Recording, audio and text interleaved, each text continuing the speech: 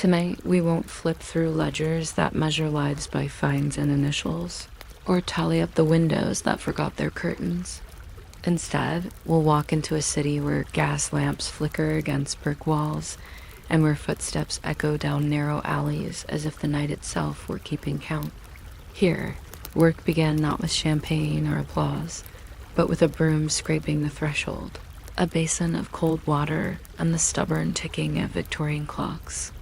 The city had rules about where doors could open, about how close laughter could carry to a church bell, and every life that moved in its shadows learned to measure itself against those rules.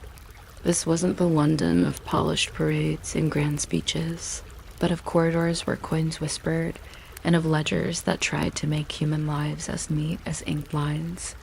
And yet, behind every number was a heartbeat, behind every regulation a story, carried into the night on the sound of footsteps that refused to be forgotten. So lower the lights. Let the hum of the city's lamps settle over you like a second blanket. And if your breathing begins to follow the quiet rhythm of those footsteps fading into the dark, that's just the night carrying you with it. If quiet journeys like this keep you company, you might consider subscribing. And if you share the time and place you're listening from, perhaps the next lamp glowing down a London alley will be waiting for you there. And if you follow its faint circle of light, you'll find that the city does not sleep so much as it murmurs traders stacking crates in the fog. A handsome cab rolling past with one lantern swaying, a constable's boots clicking like a metronome against stone. Every glow draws you deeper, and every shadow holds another story, waiting patiently in the hush between footsteps. The quietest sound in a city, the scratch of a clerk's pen in a police ledger, could tell you what a workday looked like for a woman whose job depended on noise on footsteps in hallways and on the whispered clink of coins.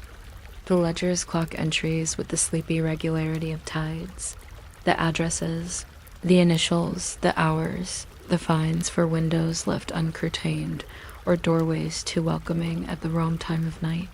They read like weather reports of the humankind: calm today, drizzle after midnight, gusts of scandal near Piccadilly. Most days began not with champagne or fanfare, but with a broom, a basin, and the ticking insistence of Victorian time. Behind those famous velvet curtains faded in the daylight to the color of old roses mornings were practical. Curtains had to be shaken out. Feathers from last night's boas had a way of hiding in the folds. Coal fires were coaxed from ash. Stove kettles were set to sing in a language known to every house in London and Manchester, a language that said wash the cups, soften the laces, warm the irons. Beds were made with hospital corners you could bounce a penny off, because an orderly bed promised an orderly establishment. There was furniture polish that smelled like orange rinds and ambition. There were water jugs that had to be carried slowly because the stairs knew too many stories and liked to creak them out at inopportune times. On the wall, a gas bracket blinked like an eye, its meter demanding coins at a pace set by physics and landlords. Somewhere, a canary kept by the landlady practiced scales, and if we are being honest, missed most of them. The look of the place changed with postal deliveries. Parcels came in brown paper with thick string and satisfyingly stubborn knots. One might contain a new chemise, another a pot of cold cream claimed to erase freckles and years. Tin boxes held hairpieces known charmingly as rats, little bundles made of combings that added volume to carefully built coiffures. Bottles promised beauty with names like enamel, which, being largely lead and zinc, did its best to produce the pallor of ancient marble, while also offering guests an inadvertent souvenir in the form of a headache. Perfume stood by like a chorus of flowers, but the air smelled, if we are precise, of boiled starch, lamp gas, and the faint iron tang of coins. Not every establishment had velvet. Many had calico and hope. For every gilded drawing room with its French mirror, there were rooms at the back of a shop, or above a public house where the only luxury was a square of rag rug and a tin bath. The city held 1,000 versions of the same stage set, a small table with two mismatched, cups, a tot of gin in the cupboard, a print of alpine scenery on the wall to suggest coolness and purity, and a chair, whose legs had been mended into an optimistic X with twine. If on certain days a piano was present, it knew only 3 tunes, all of them a little out of breath. The hierarchy ran from curtain salons to the streets, from dancers who wore diamonds on credit to women who wore out the solace of boots on pavement that never gave back what it took. It is fashionable to think that glamour ruled the hour. The more accurate word is accounting. Warning made disguises. Powder was for daylight, rouge for lamplight. This was the rule pass from saucy aunt to practical niece. Pomatum kept flyaway hairs, obedience ready, and lemon juice encouraged a suggestion of virtue across the cheeks. One might wear a modest bonnet that could look pious from a distance of 20 paces and interesting from 15. Behind the modesty, small repairs were underway. A stocking mended on the bias, a ribbon reversed to hide a fray, a boot blacked not only on the leather but on the seams, because seams betray. Someone reheated thin broth. The iron warmed a silhouette into a skirt, and hands sifted through coins to count last night's luck with the seriousness of surveyors. It was a profession of surfaces and of lists. Clients who preferred compliments about their new hat. Clients who preferred silence. Clients who fancied themselves poets and brought verses about rivers. Clients who arrived only after the last omnibus from Kensington, as punctual as church bells. By afternoon, the city changed key. Tea hour thinned the streets. Clerks awoke to their own lives. Shopgirls examined fate in window reflections. In certain houses, this was the time for rehearsals. One might practice a smile that showed exactly 6 teeth and no more, or a laugh with 2 notes, never 3. A woman might sing the chorus of a popular song, softly, again and again, the melody dwindling into a hum, the hum into a breath, until it was simply the rhythm of sweeping. Mirrors witnessed negotiations with the face, eyebrows coaxed into arcs of interest, lips into parentheses that could contain a secret and the price of it. A good mirror was a business partner, but a forgiving one was better. There were errands. Ribbon shops made a fortune on mood. Apothecaries sold powders against sleeplessness and little blue pills against everything else. A shilling could buy a chaplet of safety, a sheath of cleaned intestine tied with a ribbon, sold under the discreet nickname of French letter, and the seller might throw in advice that was at least as old as the Romans and precisely as reliable. Doctors wrote prescriptions in handwriting that appeared to be a code, and perhaps it was. Policemen watched politely, except when they did not. A woman could learn the city by the weight of its eyes, an education equal to any scholar's, and one achieved in a curriculum of doorways. Evenings held the working hours, but afternoons arranged them like cards. A house that wanted quiet arranged its callers like a gentleman's sandwiches, neat and predictable. A house that wanted profit stacked callers like firewood and hoped the chimney could draw. Many women preferred independent work, setting personal rules as reasonable as an office posting. No callers in daylight, no hats on the bed, half payment up front, full payment before the boots came off. Some wrote their own ledgers in pencil, 1 column for rent, 1 for small pleasures, an orange, a penny dreadful, a new hair comb shaped like a leaf. The sums rarely resolved into riches, but they could be balanced into dignity. No one wrote that word in the ledger, but it was there, invisible as lemon writing revealed only by heat. The afternoon drifted toward lamplight, which made everything kinder. Gaslight smoothed mistakes. The city looked like a painting of itself, glazed. Music leaked from taverns and communal pianos like steam. Waltzes in the wrong key still sounded like waltzes in the right mood. Gossip began its night shift. If you stood at a certain corner near Soho, you could hear 6 different explanations for a certain gentleman's new cane, and all of them would be wrong, which was the charm of gossip and also its economy. The house cat, who had slept all day like an aristocrat, woke to patrol the hallway with a professionalism the landlords applauded. Then came the harsh arithmetic that patience could not soften. Disease was the shadow that went everywhere, a mathematics imposed on the body. This many encounters equals this many risks, with factors for ignorance and luck. The hidden plague, as newspapers like to whisper, moved silently through the very cleanliness the Victorians adored.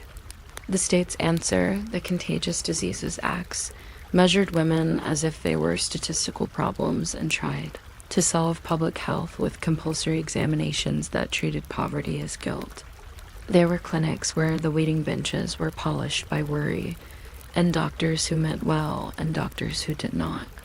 Mercury promised cures the way of fog promises distance, and like the fog it seeped into every corner.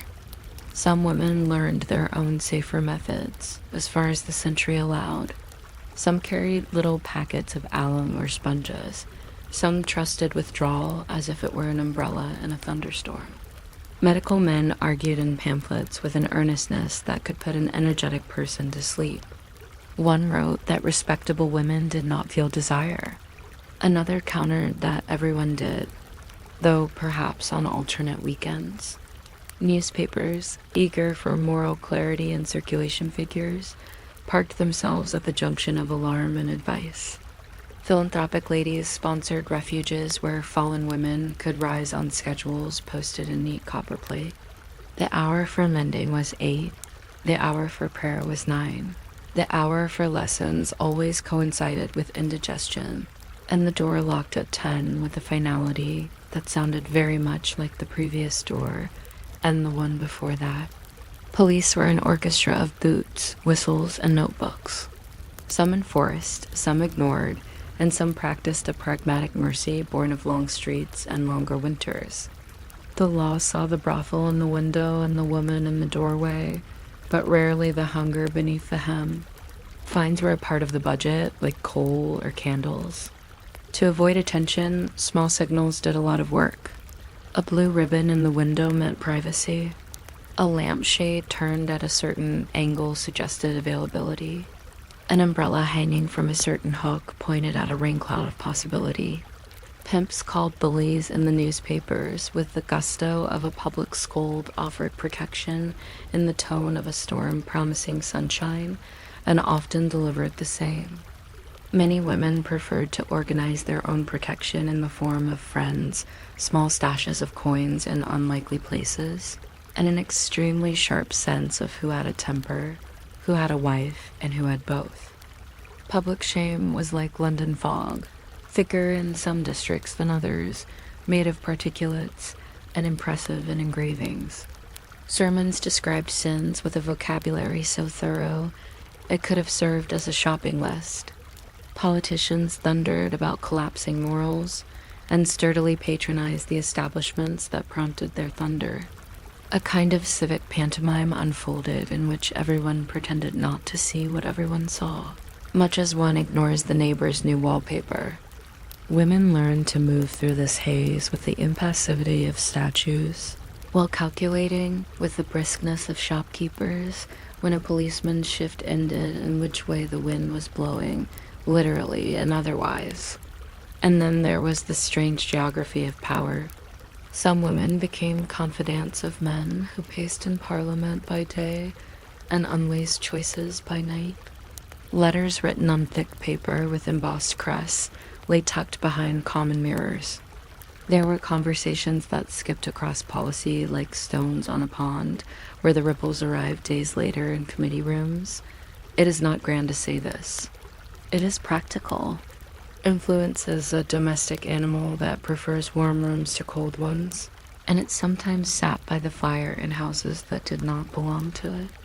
A woman could know who would win a vote by the way his handshake changed, or whether his coat smelled of worry. The newspapers did not list these details, but they could have. Victorian hypocrisy was a masterwork of carpentry, all dovetailed joints and polished surfaces. The same society that published advice on modest dress deified actresses and courtesans in engravings that required magnifying glasses to appreciate and patience to forget. Charity bazaars raised funds for the reform of vice using raffled cakes baked by women who knew precisely how hard sugar must be boiled to hold its shape. In drawing rooms, a moral debate pinballed between words like sin, salvation, and necessity, each rolled in velvet to keep it from making a dent in the furniture. In bedrooms, the debate used fewer syllables.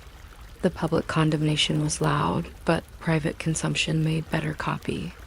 The ledger, as always, registered both with numbers so square you could build on them. Daily life contained the small things that all daily lives do. Meals were a rhythm, usually thin and usually hurried. There was a perpetual quest for decent boots because the city measured character in footwear, and damp socks measured misery in minutes. Laundry was a lifelong antagonist. Soap could be cheap, hands could be chapped, and the weather could make an ordinary wash day feel like an epic written in steam. A woman might carry a little notebook not for poetry but for debts. A shilling to the landlady, threepence to the girl who minded the door, another threepence to the boy who ran messages and imagined himself a detective. When money allowed, there were treats that tasted like safety, a hot potato split and salted on the curb, a slice of seed cake that left happy fossils on the plate, a ticket to the gallery of a theater, where the heroes always did the honorable thing by the end of the fourth act and sometimes even by the third. In the very late hours, quiet fell in layers. The gas hissed itself to sleep. A house remembered voices the way a seashell remembers the sea, carrying a rumor of tide in its whirls. Women unstitched themselves from the day, hairpins counted out like coins, laces loosened with a sigh that belonged to gravity and nothing else. Some wrote letters that could never be sent, some doodled flowers in the margin of a newspaper. Some calculated the price of moving to a better room with a window that faced east. A few read improving literature, which was very fine for improving, but less good for sleeping. Others preferred melodramas where villains wore capes and justice arrived on cue to applause. Morning came back with its broom and basin, and the cycle offered itself again with the patience of a metronome. The secrets were not very secret: preparation, negotiation, endurance, and the sprinkling of wit required to make each small transaction feel like something other than arithmetic. There were codes, of course, but most codes were simply politeness in costume. There were tragedies, but they were not glamorous. They were the ordinary kind that accompany hard work. And hard luck in any century, illness, loss, a winter that lasted exactly 2 weeks too long. There were friendships that mattered more than caution, and a certain freedom in deciding within narrow lanes how the day would go. Because a city is made of its boring hours, the same ones that blur your eyelids now, we can notice how these lives leaned on ordinary things, knots tied with competence, a stitch that held, a kettle that warmed a cold hand before a cold hand had to be held, a door that locked when it should and opened when it must. Even respectability minded its posture in the mirror, tugging its collar straight before stepping out to lecture the world on collars. The women who lived this routine built small empires of routine inside larger empires of opinion. Odd facts continue to peer out like cats from behind curtains. Tuesday evenings were often brisk because middle-class men attended lectures on moral improvement. And lectures ended early, and moral improvement makes a person thirsty. Gas companies inspected meters at the least convenient hour as if trained by theater managers. One philanthropist attempted to interest fallen women in beekeeping, which went very well until the bees had opinions of their own. A certain landlady attempted to prevent the piano from drifting into sentimental keys by locking the E-flat. The effect on repertoire was measurable and broadly comic, and in one surviving notebook, a woman logged her callers not by name, but by the color of their gloves tanned for clerks. Gray for drapers, black for men who aspired to seriousness and apparently to anonymity. The system worked until an entire funeral party complicated the statistics. If there is a moral in the moral era, it is not large or useful, which makes it perfect for bedtime. The public language of sin and salvation expands to fill halls and pamphlets. The private language of survival remains short, practical, and spelled with the things you can carry in a pocket. The city that condemned and consumed in the same breath also built libraries, soup kitchens, and sewers, and these had far more to do with health than sermons did. People slept, woke, and counted. They rearranged their hair, their money, and their chances. They kept cats to discourage the mice and sometimes to exchange purring for judgment. The ledgers kept their scratchy record of times and fines and small victories. And if you listen to them with your ear turned just so they sound exactly like rain working its way along a gutter-patient repetitive, almost soothing. So we drift toward the end of the day, which is the beginning of the next, which is how these histories breathe. Curtains are shaken one more time, and the dust turns to glitter in a beam of gaslight that has nothing to do with romance and everything to do with physics. A bonnet waits on its peg, a small ship ready for another voyage across a sea of glances. The kettle is set for morning as if the future could be boiled back into order. Streets exhale cart smell and damp stone. Somewhere, a canary believes in a higher note and almost reaches it. You do not need to hold any of this tighter than a warm teacup. It is already cooling. It is already quiet. The pen stops scratching, the ledger closes, and the city hums the softest song it knows. A tune about getting on with it, about polishing the table, about counting the pins back into the pin tin, and then forgetting for a while that anything needs counting at all. You probably wouldn't expect a wooden plank nailed to a post beside a river to explain how a town slept, woke, ate, and argued, but a toll board can do all of that if you read it slowly enough. The list of charges looks like a menu for a very hungry bridge. So much for a horse, less for a donkey. A curious discount for a cart if the wheels are narrow, and a stern note about pigs traveling in unruly groups. If you're still awake by the time we reach the question of whether a bishop is mule counted as clergy or livestock, you can subscribe or yawn, or let the sound of water do what it has always done to people with pillows. The people who ran medieval bridges liked rules you could carve into oak. They liked a clean ledger and a warm hearth. Unlike millers and bell ringers and other necessary professionals, they measured their days in small, repetitive victories.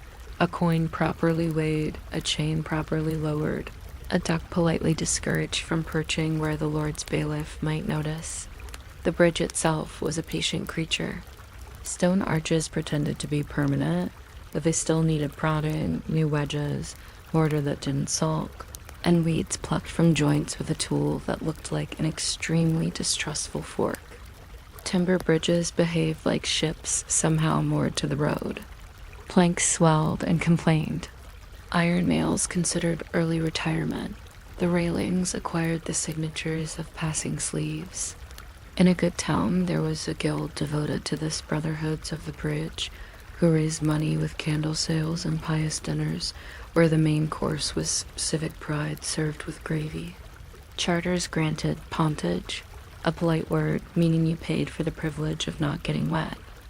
The bridge had a chapel tucked into one pier, because souls, like carts, needed maintenance, and because a candle under stone makes even taxes look merciful. Pilgrims paused there to add a coin and ask that the next gust of wind be gentle.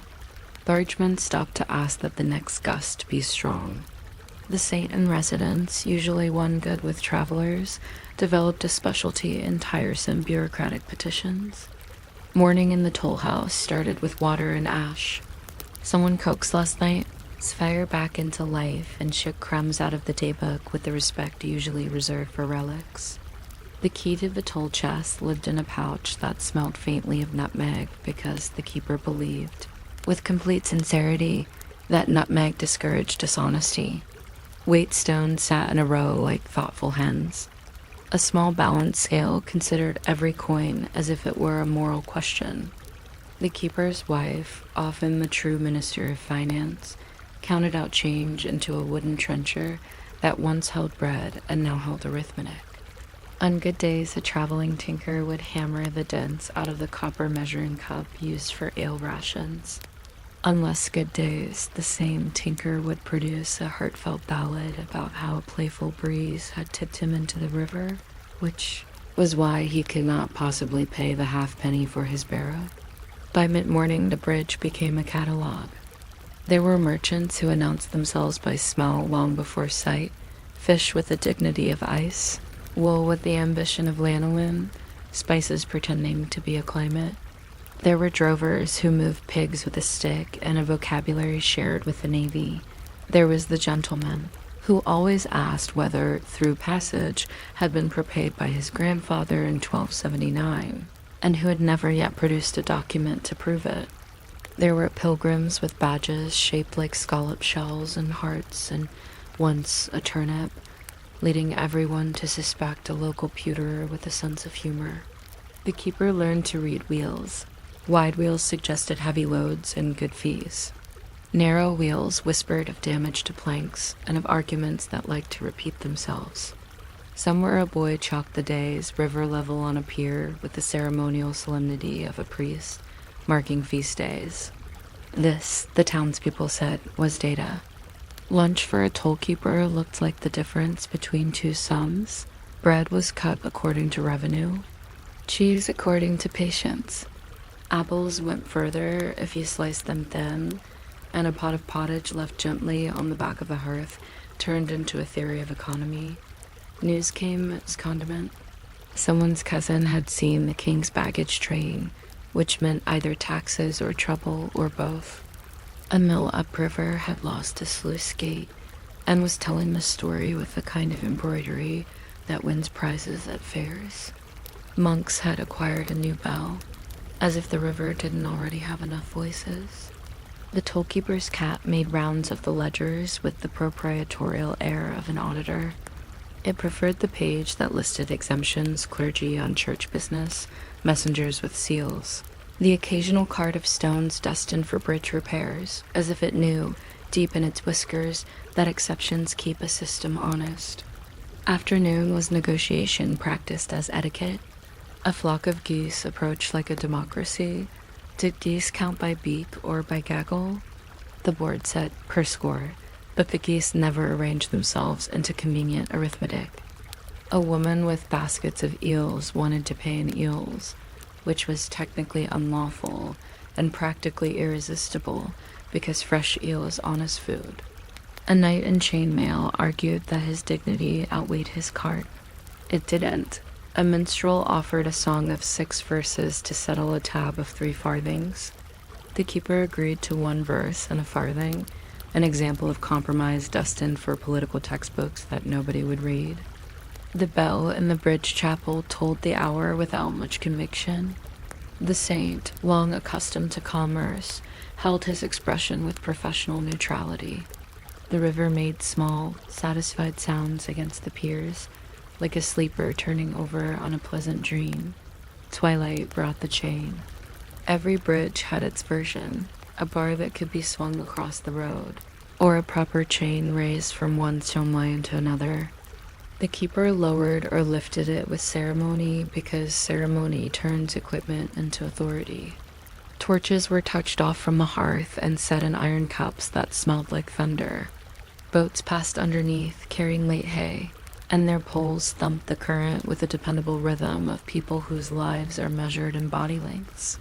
Evening travelers came with explanations rehearsed during the last mile. A doctor on urgent business, a messenger with a sealed packet that refused to mention its own contents, a bridegroom who did not, on inspection, look especially hurried. The fee for night passage was a fraction higher, not because greed becomes hungrier after sundown, but because costs do. Torch oil, hazard pay, the line item for things that happen when the moon thinks it is the sun. Inside, accounts were closed with a kind of care that makes sleep possible. Coins were sorted by monarch because faces carry interest rates. Tallies were cut. One stick for the bridge fund, its notches filed to the memory of a previous flood. One for wages. One short, optimistic step for repairs postponed yet again. The keeper's daughter copied totals in a hand, so neat it could have balanced on a tightrope. Numbers settled the way silt does quietly, inevitably establishing layers. Rules breathed on the wall in their carved sentences. No horse to be led at a gallop, no cart to be overloaded beyond reason, no man to speak rude to the keeper, a rule charmingly engraved as if rude men were skilled at reading. The cat, having approved the books, curled on the warmest line of a ledger and became comma. If all of this sounds very peaceful, it mostly was, which is why towns love their bridges almost as much as their churches. But peace grows a fringe of complication. Traders discovered, with the bright intelligence that follows money, that a wagon divided into two smaller carts sometimes paid less. Soon the road produced creative carpentry that would have alarmed angels. Wheelwrights began marketing respectable wheels at perilous widths. There was briefly a trend of training goats to carry small rolls of cloth, and declaring them independent contractors, which convinced nobody except the goats, who enjoyed the hats. Disputes traveled to the borough court, where jurors yawned in the after-lunch hour and invented new Latin to explain old problems. A particularly famous case asked whether an empty barrel counted as a barrel or as an aspiration. The judge, whose patience was legendary and whose memory for ale prices was longer than his robe, ruled that an empty barrel was still a barrel if you could sit on it. And the clerk added this to the book with care because precedent is the furniture of law. Maintenance had its liturgy. A day was set aside for scrubbing the pure stones with brushes made of heather tied into stubborn bundles. Boys were bribed to fetch tar and denied the exciting parts. Ropes were inspected the way parents inspect silence. A mason on retainer touched the bridge the way a physician taps a chest, listening for hollowness, for the cough that means repair. Once a year, there was a procession flags a hymn, the aldermen their best seriousness, and someone read out the names of benefactors, including a baker who had given 10 shillings in a fit of civic pastry and a widow who had donated half a cow in an accounting system. Uncertain how to describe half a cow, the chapel received fresh lime wash and a new candle. The saint achieved, if only for an afternoon, the luminous expression associated with freshly dusted statues and kind children. On those days, the tollkeeper put on the good cap, not because caps persuade stones, but because dignity persuades people. Winter changed the page. Frost wrote lace on railings. Ice made arguments about whether the river was a road. The chain felt heavier in the hand. Travelers arrived bundled into silence. Fees flexed to recognize difficulty. A little less for a man who walked behind his ox, and a little more for the man who claimed the ox had walked behind him.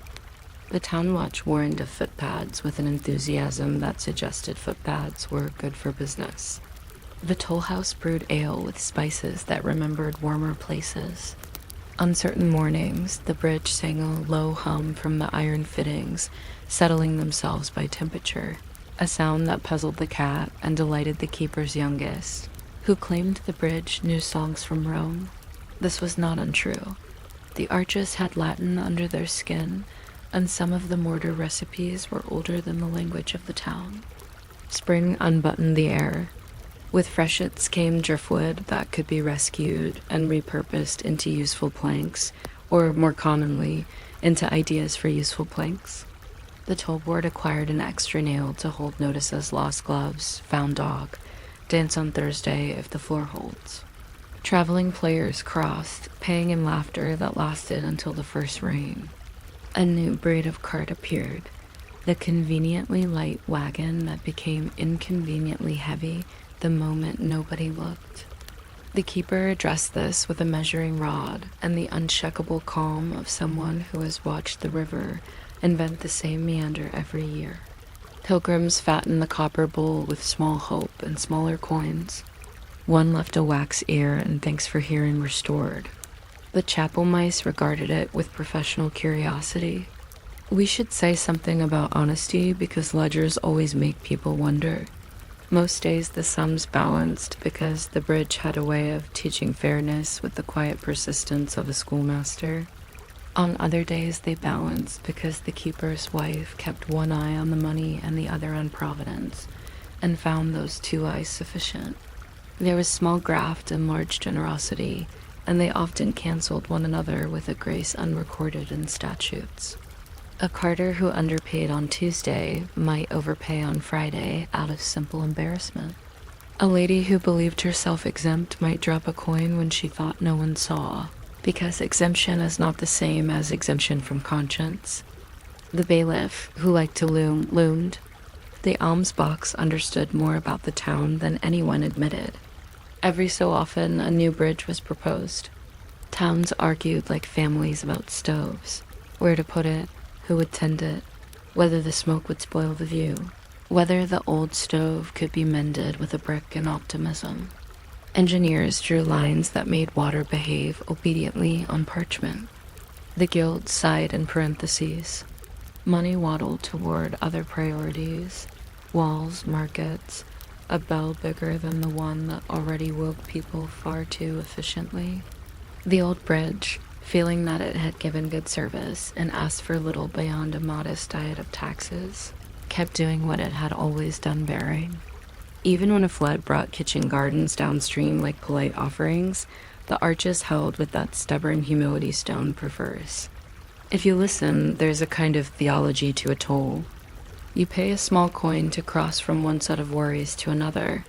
In exchange, you get the dignity of not having to swim while negotiating. The bridge sits there like a sentence between paragraphs. Travelers exhale. The town inhales. The list on the board acquires a new stain and a new nail, and less certainty than it pretends to. The keeper's children learn to add in the base 10 system of commerce, and to subtract in the base 2 system of slices of cake. Pigeons hold strategic meetings on the parapet. The cat ages into executive authority. The saint listens for prayers while the river listens for stories, and both are equally indulgent toward exaggeration.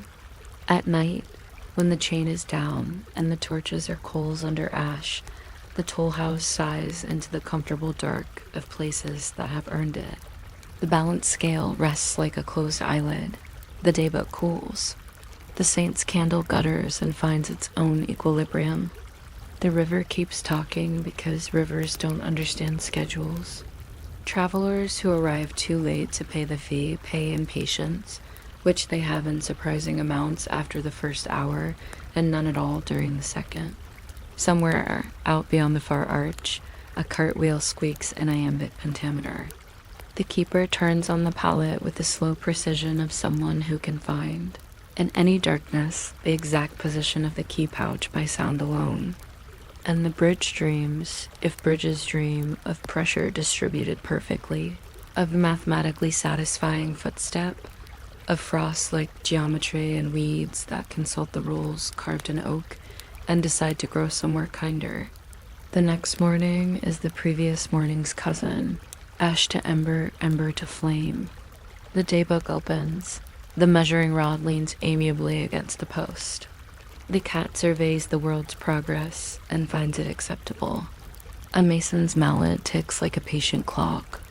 First across is a shepherd with countable sheep. Second is a woman with a basket that smells like hope. Third is a man with an argument worth less than his boots.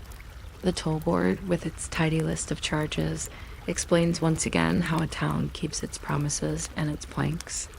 You can almost hear it recite a penny for a horse, a farthing for a foot passenger, geese by the score, carts by the wheel, exceptions by the mercy of the keeper and the better inclinations of the day.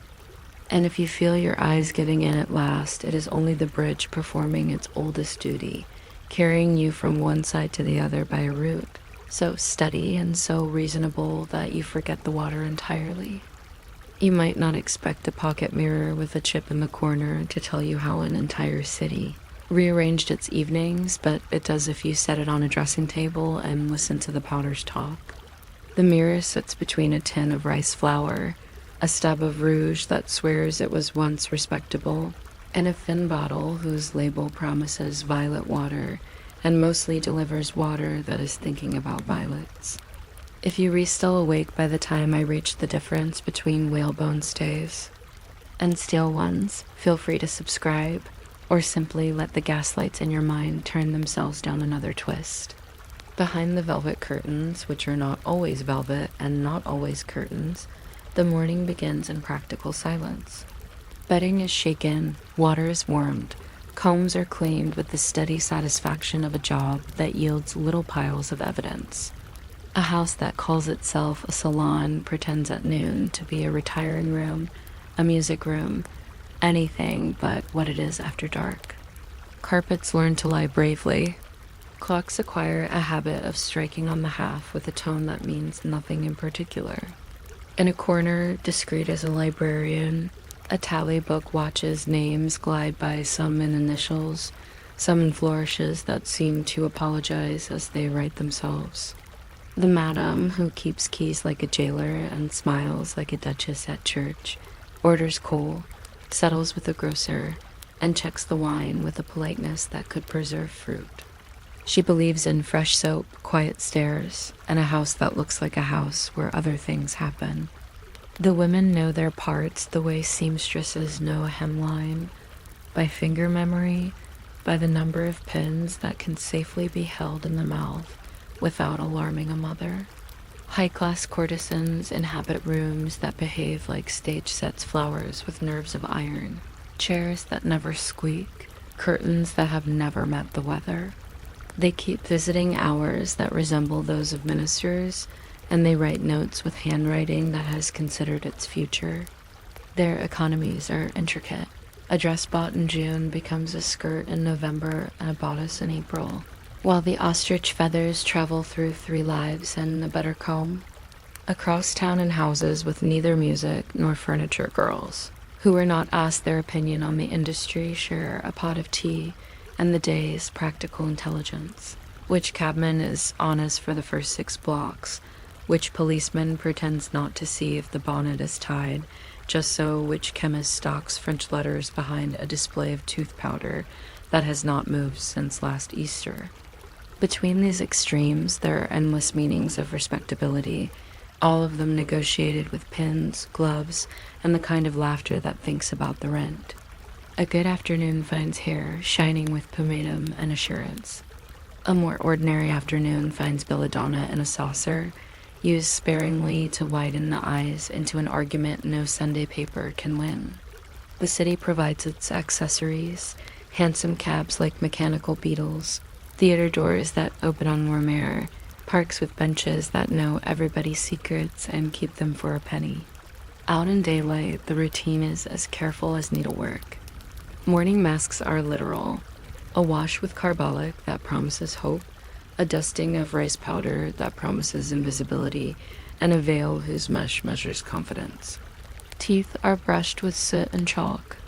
Hair is coaxed into elaborate calm, and then secured with hairpins that double as small policies of insurance. A woman who must pass as a milliner's assistant also learns the milliner's assistant's walk, which is lighter in the heel and carries fewer admissions.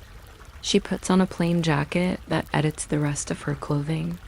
She keeps a purse within a purse, the inner one hidden below a secret seam, the kind of seam that wants to be remembered by a tailor with gentle hands. She follows streets according to the day of the week. Mondays, customers think about resolutions. Thursdays think about trains. In lodging houses, the day goes to laundry linen, scrub it on a board that believes in hard truth. Stockings darned with a thread that always runs a little shorter than expected. Coffee is taken standing over a newspaper whose advertisements are more informative than its editorials. A woman may try on names like hats. Some fit, some pinch. Some are left behind in the pocket of a client who will later wonder whether Miss Gray was ever anything but fog. Afternoons belong to survival in the way that a workbench belongs to a carpenter. You keep your tools where your hands expect them. There are little notebooks with codes, 2 dots by a name meaning generous, a small circle meaning rubber, a square meaning the conversation will take all afternoon and pay like a nickel. There is the practical kindness among women that moves coins along the ledge of a fireplace with no ceremony at all. There is the art of eating properly on almost nothing. Bread moistened with broth becomes a theory of plenty. Oranges in season become proof that the sun has not resigned.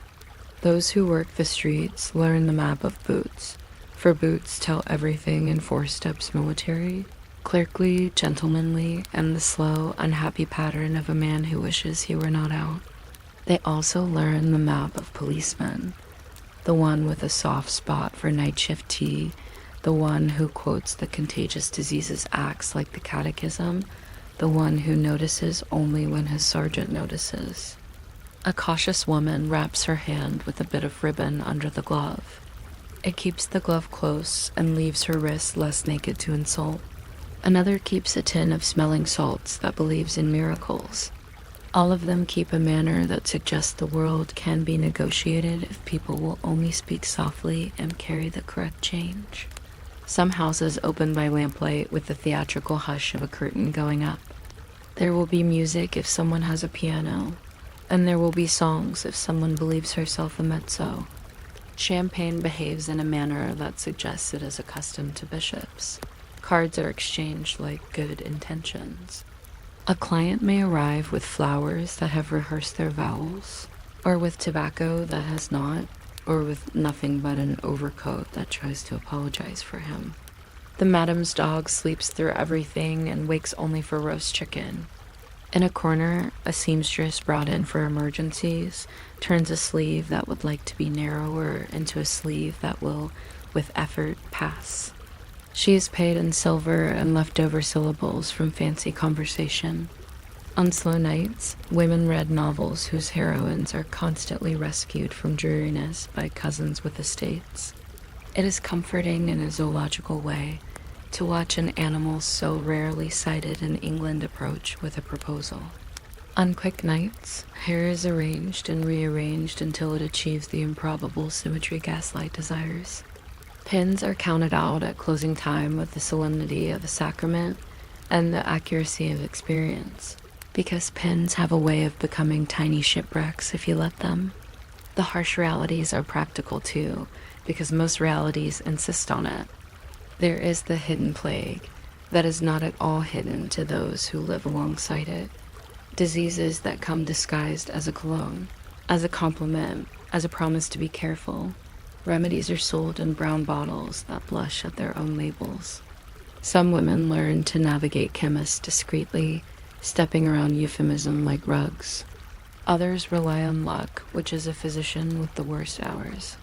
Free clinics open their doors with pious exactitude, and rescue societies offer soup with moral seasoning. A woman might carry a folded pamphlet in her pocket, a speech by Josephine Butler. Perhaps that argues for dignity in terms even a bishop can copy into his notebook. But argument does not pay for laundry. Doctors arrive with thermometers that cannot take a position on justice. In the worst corners of the trade, where the floorboards rehearse the word cold all year, pimps invent economies that depend on fear. Dress lodging persuades a woman to rent respectability 1 petticoat at a time. A policeman bangs on a door as if he were knocking hope into the wood. The court the next morning doesn't know what to do with any of it, so it measures fines with a ruler that has only 2 inches. Public shame is efficient even when it is wrong-sized. Newspapers applaud themselves in elegant columns. They refer to sign as if it were a theater review. Names are not printed because names have families who buy papers, but addresses are hinted with the relish of a weather report. Clergymen preach sermons that wish the city would behave more like a parish. Some of them visit and bring blankets that are made of good intentions. Some bring nothing and leave emptier than they arrived.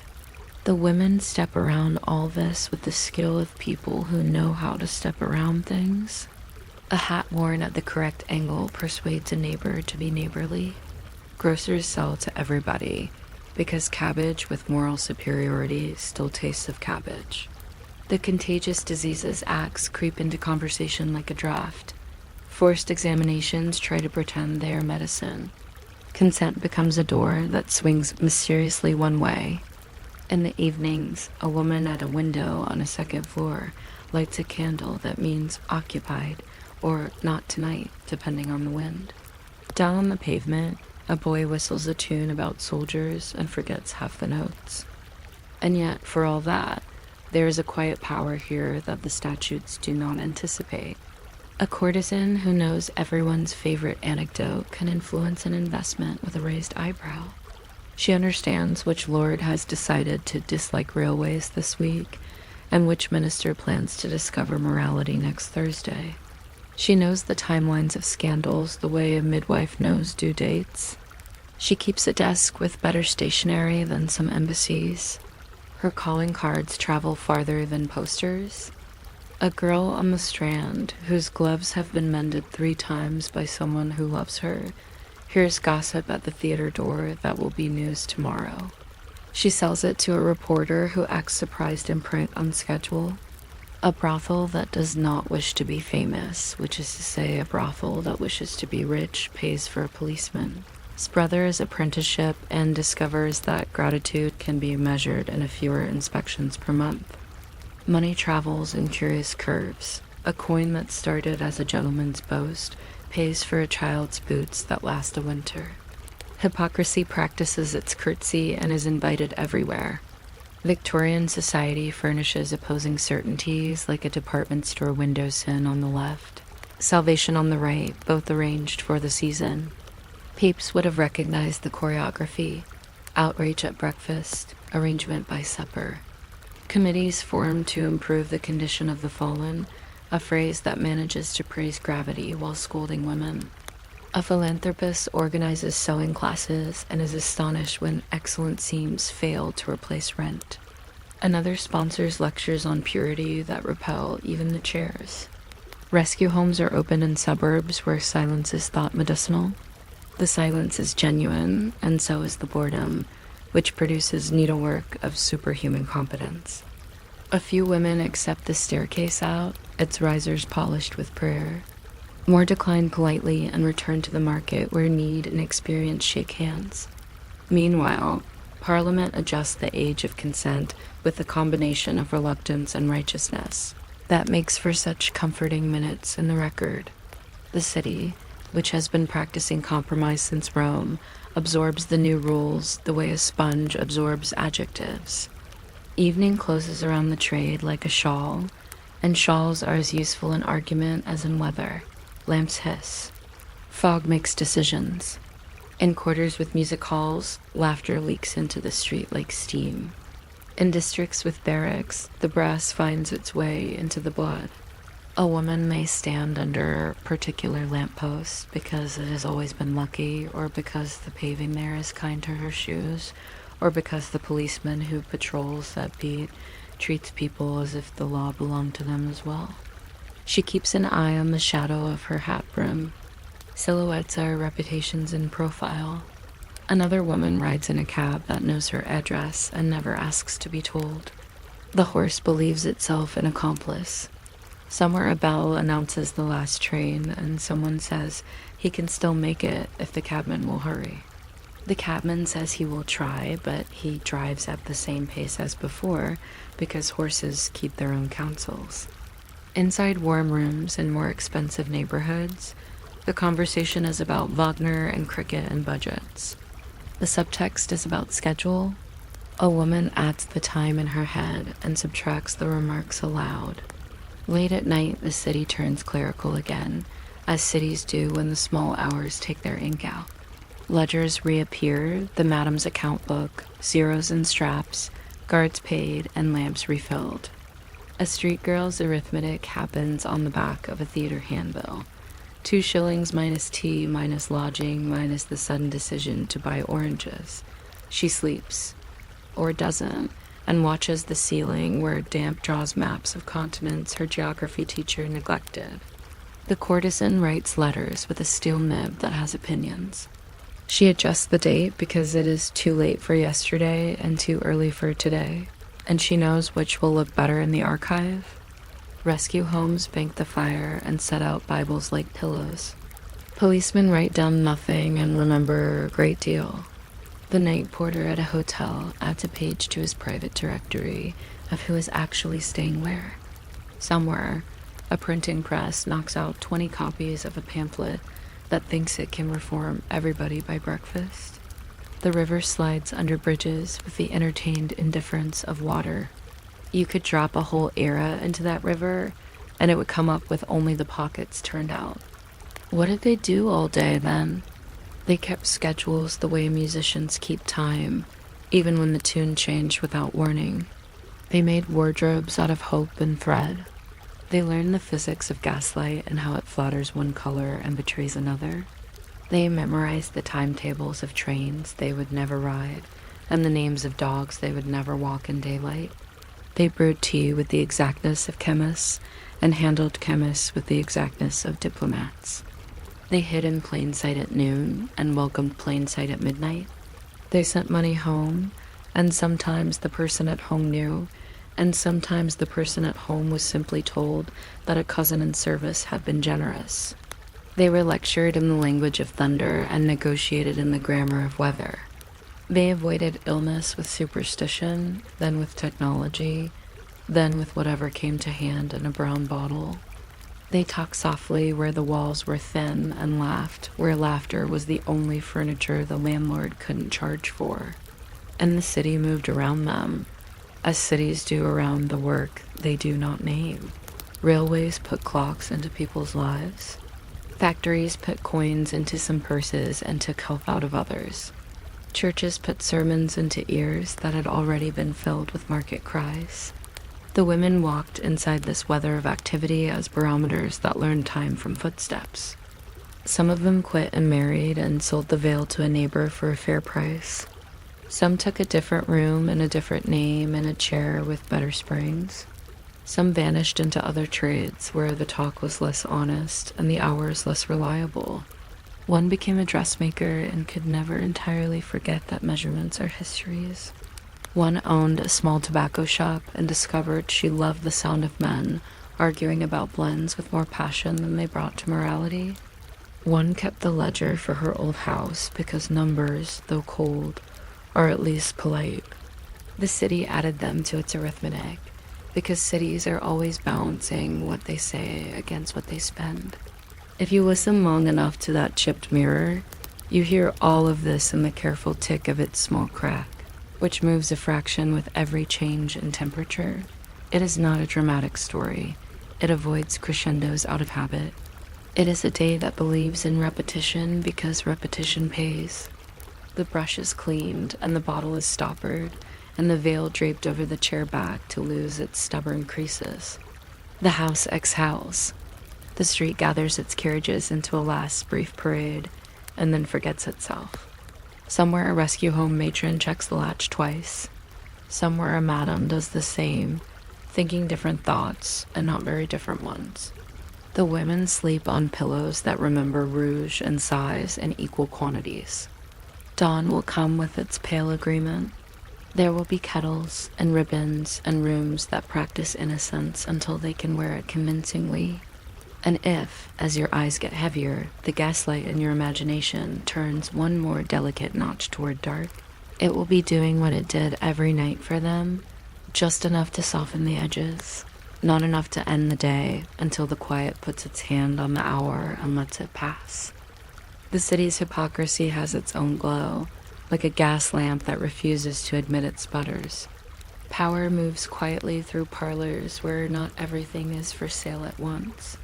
A courtesan who keeps company with a peer of the realm also keeps company with his opinions and can, with surprising delicacy, move them a half inch so that legislation lands in a different column next spring.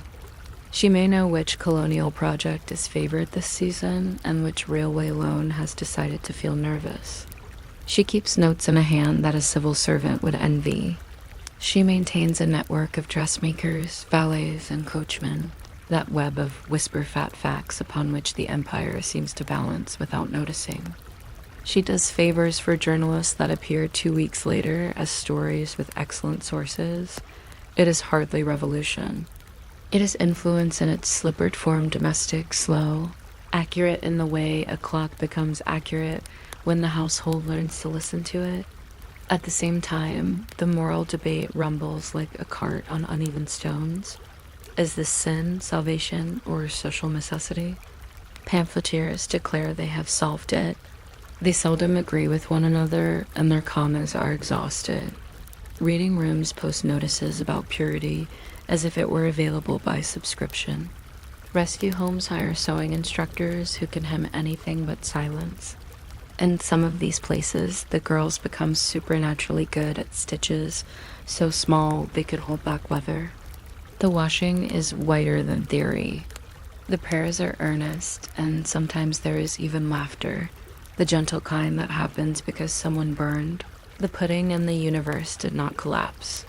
A few women follow this new path to different work, domestic service that behaves itself, shop counters that are chased by architecture, hospital wards that are full of reasons to stand up straight.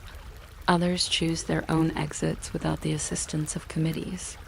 A dressmaker's workshop, a tobacconist's till, a publican's ledger, a ticket office at a railway terminus that has discovered women manage timetables with suspicious competence. There are more alternatives than slogans permit. Hypocrisy does not vanish, it merely changes wording. The very men who pass temperance resolutions send bottles with theater tickets tucked under the cord. The very men who denounce vice through the afternoon call respectfully after 6. A woman notes all of this with a pencil she has long since sharpened past innocence.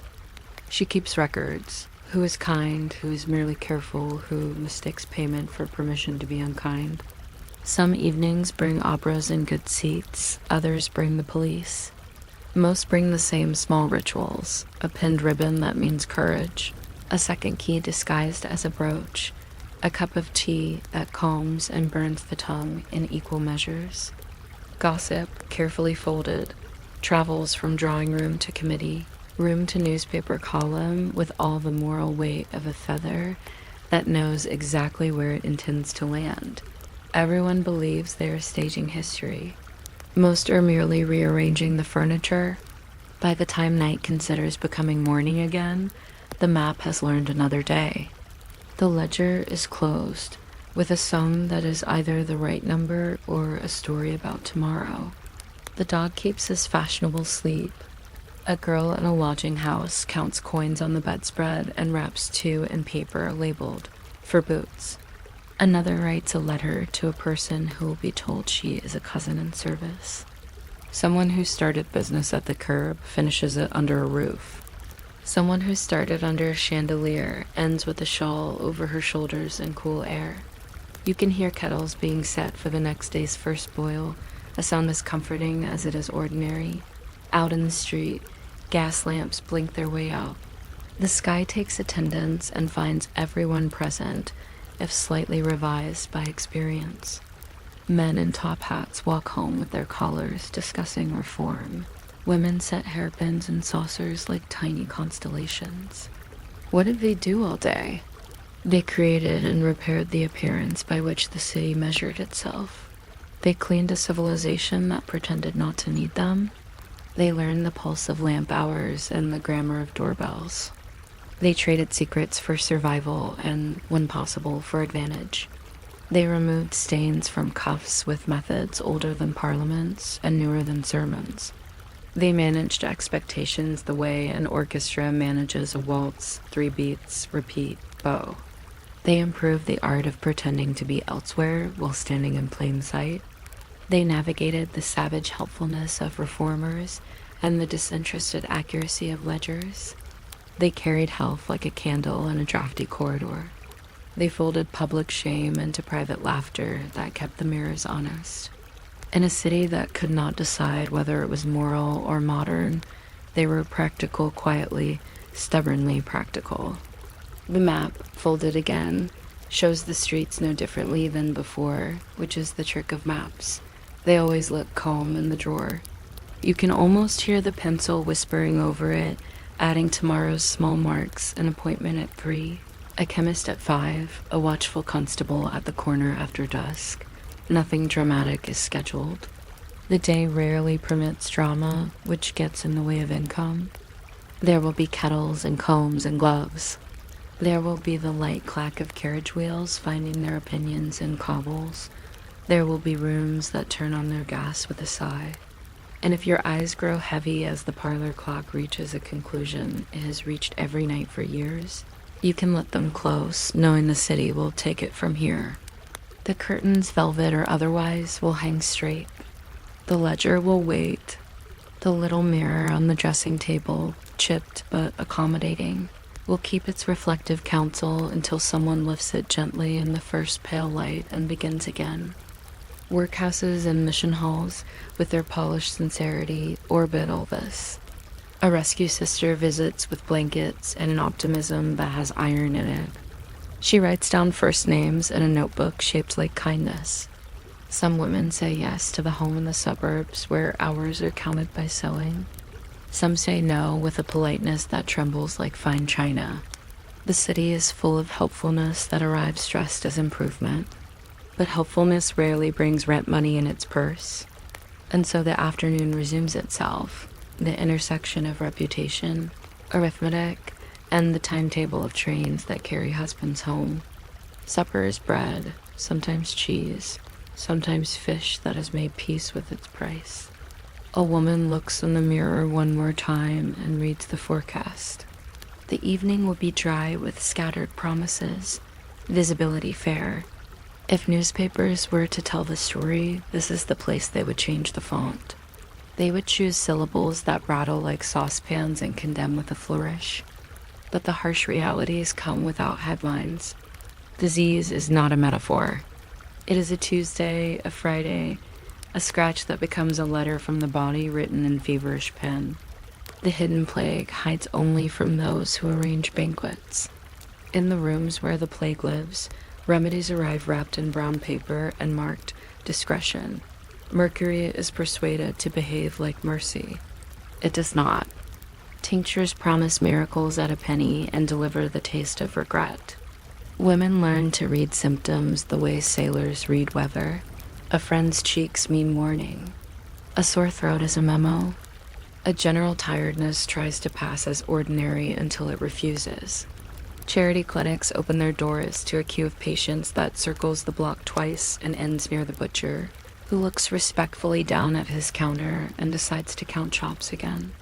The contagious diseases acts hover over all this like a theory that mistakes itself for air. Examinations are forced on those who can least refuse. Consent becomes a word, not a practice. Policemen gain powers that sometimes make them taller and sometimes merely more obvious.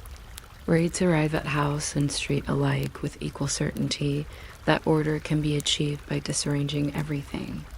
In some neighborhoods, a signal lamp in a second-story window turned 1 inch to the left means, not tonight. Turned 1 inch to the right, hurry. Those lamps begin to send distress too. A steady burn means trouble in the stairwell. Dress lodging and economy of rented petticoats and borrowed respectability binds women to debts that multiply like lace. Pimps discover they can profit from fear more reliably than from demand. Courts work as courts do, quickly with sufficient ceremony to assure themselves they have performed. Fines are measured without sympathy. A night in the cells is offered as an improvement over the last 48 hours, and sometimes which is the kind of victory no one wants. Names are occasionally printed, and addresses are hinted with an artistry that keeps circulation numbers happy. Public shame is the city's cheapest construction material. Clergymen preach against it on Sundays and walk past it on Wednesdays. Both actions are traditional. The press prints moral thunder in italics. Cartoonists draw with relish. Editors congratulate themselves on civic conscience with the same nib they use for the racing results. A woman buys a paper, searches the columns for news of someone else, and finds herself not mentioned by name but identified by geography and invention. And yet, through all the scandalized machinery, the ordinary acts of living persist with stubborn aplomb. A grocer who disapproves of everything still weighs the sugar correctly. A pawnbroker who has seen more narratives than a novelist keeps an extra ticket for a girl who arrived flustered and left her own receipt with the umbrella. The doctor learns more each month and admits it as if confessing to a close friend. An older woman teaches a younger one to keep her money in two places. Legal danger and practical wisdom pass each other on the stairs like neighbors who have learned to nod. The city's hypocrisy has its own glow, like a gas lamp that refuses to admit it sputters. Power moves quietly through parlors where not everything is for sale at once. A courtesan who keeps company with a peer of the realm also keeps company with his opinions and can, with surprising delicacy, move them a half inch so that legislation lands in a different column next spring. She may know which colonial project is favored this season and which railway loan has decided to feel nervous. She keeps notes in a hand that a civil servant would envy. She maintains a network of dressmakers, valets, and coachmen, that web of whisper-fat facts upon which the empire seems to balance without noticing. She does favors for journalists that appear 2 weeks later as stories with excellent sources. It is hardly revolution. It is influence in its slippered form, domestic, slow, accurate in the way a clock becomes accurate when the household learns to listen to it.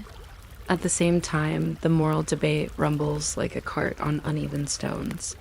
Is this sin, salvation, or social necessity? Pamphleteers declare they have solved it. They seldom agree with one another, and their commas are exhaustive. Reading rooms post notices about purity as if it were available by subscription. Rescue homes hire sewing instructors who can hem anything but silence. In some of these places, the girls become supernaturally good at stitches, so small they can hold back weather. The washing is whiter than theory. The prayers are earnest, and sometimes there is even laughter, the gentle kind that happens because someone burned the pudding and the universe did not collapse. A few women follow this new path to different work, domestic service that behaves itself, shop counters that are chased by architecture, hospital wards that are full of reasons to stand up straight. Others choose their own exits without the assistance of committees.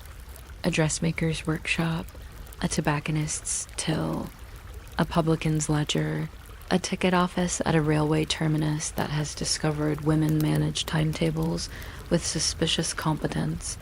There are more alternatives than slogans permit. Hypocrisy does not vanish, it merely changes wording. The very men who pass temperance resolutions send bottles with theater tickets tucked under the cord. The very men who denounce vice through the afternoon call respectfully after 6. A woman notes all of this with a pencil she has long since sharpened past innocence.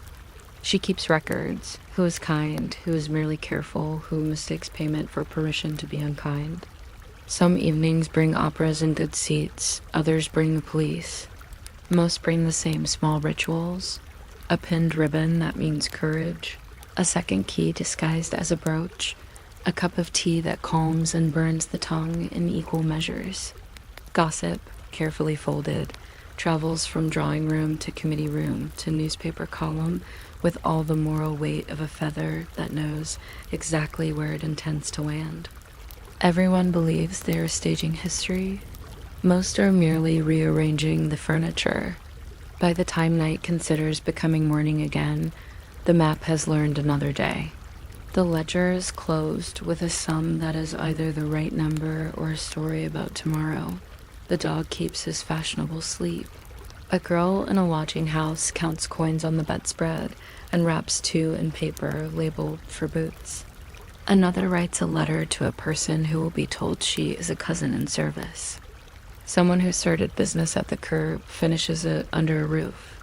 Someone who started under a chandelier ends with a shawl over her shoulders in cool air. You can hear kettles being set for the next day's first boil. A sound as comforting as it is ordinary. Out in the street, gas lamps blink their way out. The sky takes attendance and finds everyone present, if slightly revised by experience. Men in top hats walk home with their collars discussing reform. Women set hairpins and saucers like tiny constellations. What did they do all day? They created and repaired the appearance by which the city measured itself. They cleaned a civilization that pretended not to need them. They learned the pulse of lamp hours and the grammar of doorbells. They traded secrets for survival and, when possible, for advantage. They removed stains from cuffs with methods older than parliaments and newer than sermons. They managed expectations the way an orchestra manages a waltz, 3 beats, repeat, go. They improved the art of pretending to be elsewhere while standing in plain sight. They navigated the savage helpfulness of reformers and the disinterested accuracy of ledgers. They carried health like a candle in a drafty corridor. They folded public shame into private laughter that kept the mirrors honest. In a city that could not decide whether it was moral or modern, they were practical, quietly, stubbornly practical. The map, folded again, shows the streets no differently than before, which is the trick of maps. They always look calm in the drawer. You can almost hear the pencil whispering over it, adding tomorrow's small marks, an appointment at 3, a chemist at 5, a watchful constable at the corner after dusk. Nothing dramatic is scheduled. The day rarely permits drama, which gets in the way of income. There will be kettles and combs and gloves. There will be the light clack of carriage wheels finding their opinions in cobbles. There will be rooms that turn on their gas with a sigh. And if your eyes grow heavy as the parlor clock reaches a conclusion it has reached every night for years, you can let them close knowing the city will take it from here. The curtains, velvet or otherwise, will hang straight. The ledger will wait. The little mirror on the dressing table, chipped but accommodating, will keep its reflective counsel until someone lifts it gently in the first pale light and begins again. You might not expect that a tasseled curtain could hold more economic data than a minister's budget speech, but in Victorian cities, the curtain knew nearly everything. It knew who arrived at dusk, who preferred afternoon, and which gentleman required 2 teaspoons of sugar to discuss anything important. It also knew when laundresses came and how the dog judged them, and whether the piano stayed slightly out of tune on purpose to make even a timid song feel brave. If you're still awake by the time I get to the receipts for hair pomade and coal deliveries, feel free to subscribe softly, the way you might agree to more tea you definitely don't need. The houses that traded in glamour were respectable. Disguises by breakfast. Brass door plates were polished with moral enthusiasm. The parlor contained a piano that had opinions about Chopin. A fern sat in the window to imply fresh air, while the street explained otherwise. Chairs were covered with antimacassars to protect the fabric from fashionable hair oil, which was proof that even upholstery had to defend its virtue. Behind those famous curtains, mornings behaved like clerks. A maid opened the windows just enough to admit fresh air without letting in any conclusions. The hearth sighed and accepted new coal. Linen, laundered within an inch of sainthood, was stacked in exacting piles that scolded lesser textiles. There were bells, and a system for them, so no one had to shout. The madame, who was part housekeeper and part bookkeeper and part astrologer of human moods, did her rounds with a key ring large enough to found a small town. She balanced the ledger with a pencil chewed into philosophy. Vouchers for deliveries were pinned at tidy angles. The parlors that aspired to poetry placed volumes on the table and insisted they had been read. Others went for cards, dominoes, and a view that took a flattering interest in the street below. Even the cheapest houses tried for elegance, maybe a print of a Venetian canal that looked prepared to forgive everyone. The expensive apartments of courtesans were a different planet entirely. Silk curtains that pretended to be innocent, mantle, clocks with Roman numerals that dignified lateness, and little bowls of candied orange peel for visitors who didn't yet know what to say high on the social staircase. A courtesan's morning resembled any tidy household with a serious budget and an unserious lapdog. Letters were answered in a hand that hinted at foreign schooling, whether or not foreign schooling had ever happened. A dressmaker called with a tape measure and compatible gossip. A jeweler stopped by to repair a clasp and left with rumors that would take the city a week to catch. Flowers arrived with cards that made the maid blush and the mistress smile like a weather report. Study was part of the job, reading the papers, noting debates in Parliament, learning whether a new railway was fashionable or foolish. The client, who felt important across a chessboard, needed someone who could name a bishop as well as a fabric. Lower on the staircase, the morning took another shape. In a lodging house with thin walls and reliable kettles, women used a square of soap, a basin, and brisk encouragement to turn exhaustion into a face that looked like a plan. Rice powder quieted shine. Water with a drop of violet made confidence smell faintly of flowers. A shawl that had survived 3 other owners became the day's entire argument for elegance. By afternoon, the map widened to include alleys that served as offices and boulevards that performed as theaters. The houses that were not houses. It all operated on doorbells and swift decisions. In respectable quarters, appointments were penciled under initials in a notebook that knew how to keep secrets. Elsewhere, work happened on the move. Streetwalkers read the weather of boots the way sailors read clouds. Military boots were brisk and could be risky. Office boots favored quick transactions and looked at their watches even when they were not wearing any. Provincial boots brought stories about cousins. There were favorite corners chosen for light and escape routes, and the coffee stall that was kind about hot water. A chemist's shop that sold tooth powder and discreet French letters kept them behind a display. Of mustard plasters, the chemist's cat adjudicated who ought to be served. Pimps prowled where gaslight made faces look undecided, presenting their management services with the zeal of disappointed accountants. Some women negotiated with them. More avoided the contract and relied on friends. The safety system was practical and quiet. A second key under the hearth tile, a coded knock that meant "do not open." A landlord paid a little extra to be a witness if the world forgot its manners. If the morning required disguise, it also required maintenance. Gloves were inspected because even moralists respected good gloves. Veils with fine mesh doubled as both modesty and privacy fencing. Hairpins were inventory, one for the back coil, one for the fringe that liked to repent, a third in reserve against disaster, because disaster possessed excellent timing. Teeth were polished with chalk, because chalk could be trusted to mind its own business. The shoes kept their secrets under their solace. Hats, adjusted by half an inch, moved a woman from theatrical to domestic in the time it took a policeman to look away. The theater itself, a friendly accomplice, offered gallery seats where women could be sociable in the half-dark and decide where to plant the rest of their evening. On days when the coinage behaved, there might be hot eel pie. On days when it did not, there were chestnuts that claimed to be dinner. The city's timetable helped.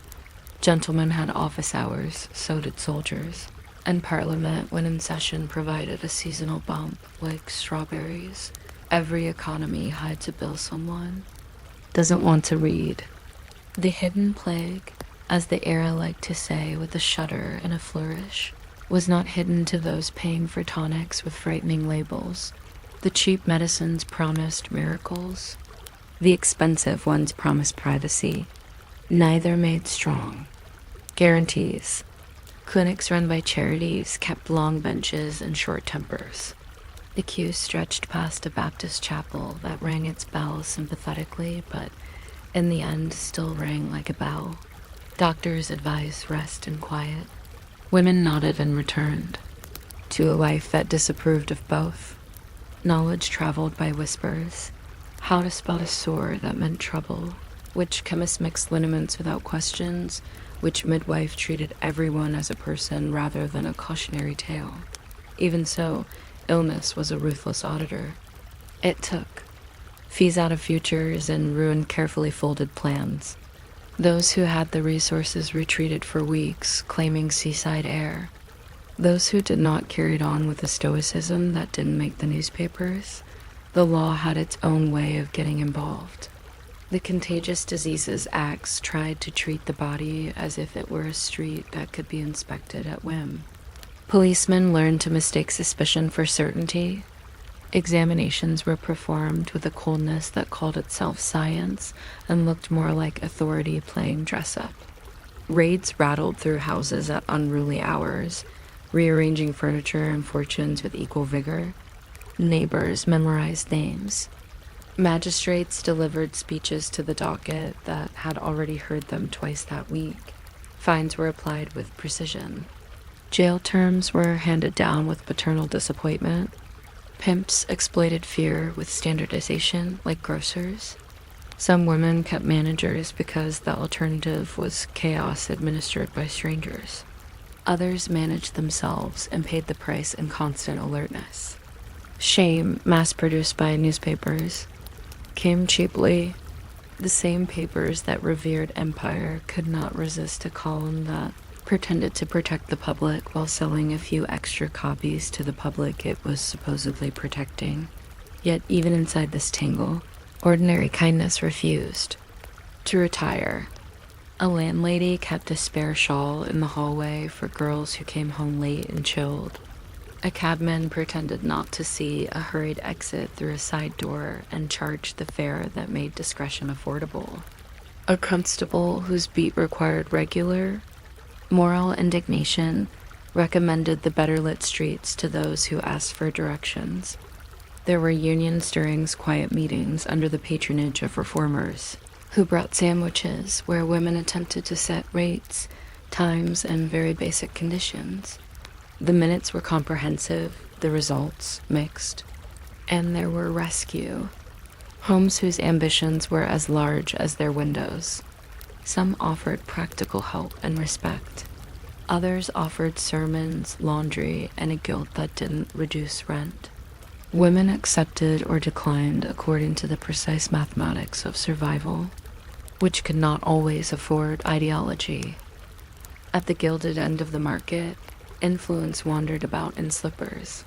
A powerful man might bring a letter to be looked at, as if the script of a foreign diplomat were a difficult corsage. A courtesan offered edits. She arranged an introduction, calibrated a compliment, or staged a conversation whose outcomes could be measured later in the entree a civil servant received to a salon. There were gifts, jewels that doubled as collateral, paintings that declared, taste carriages that declared even more.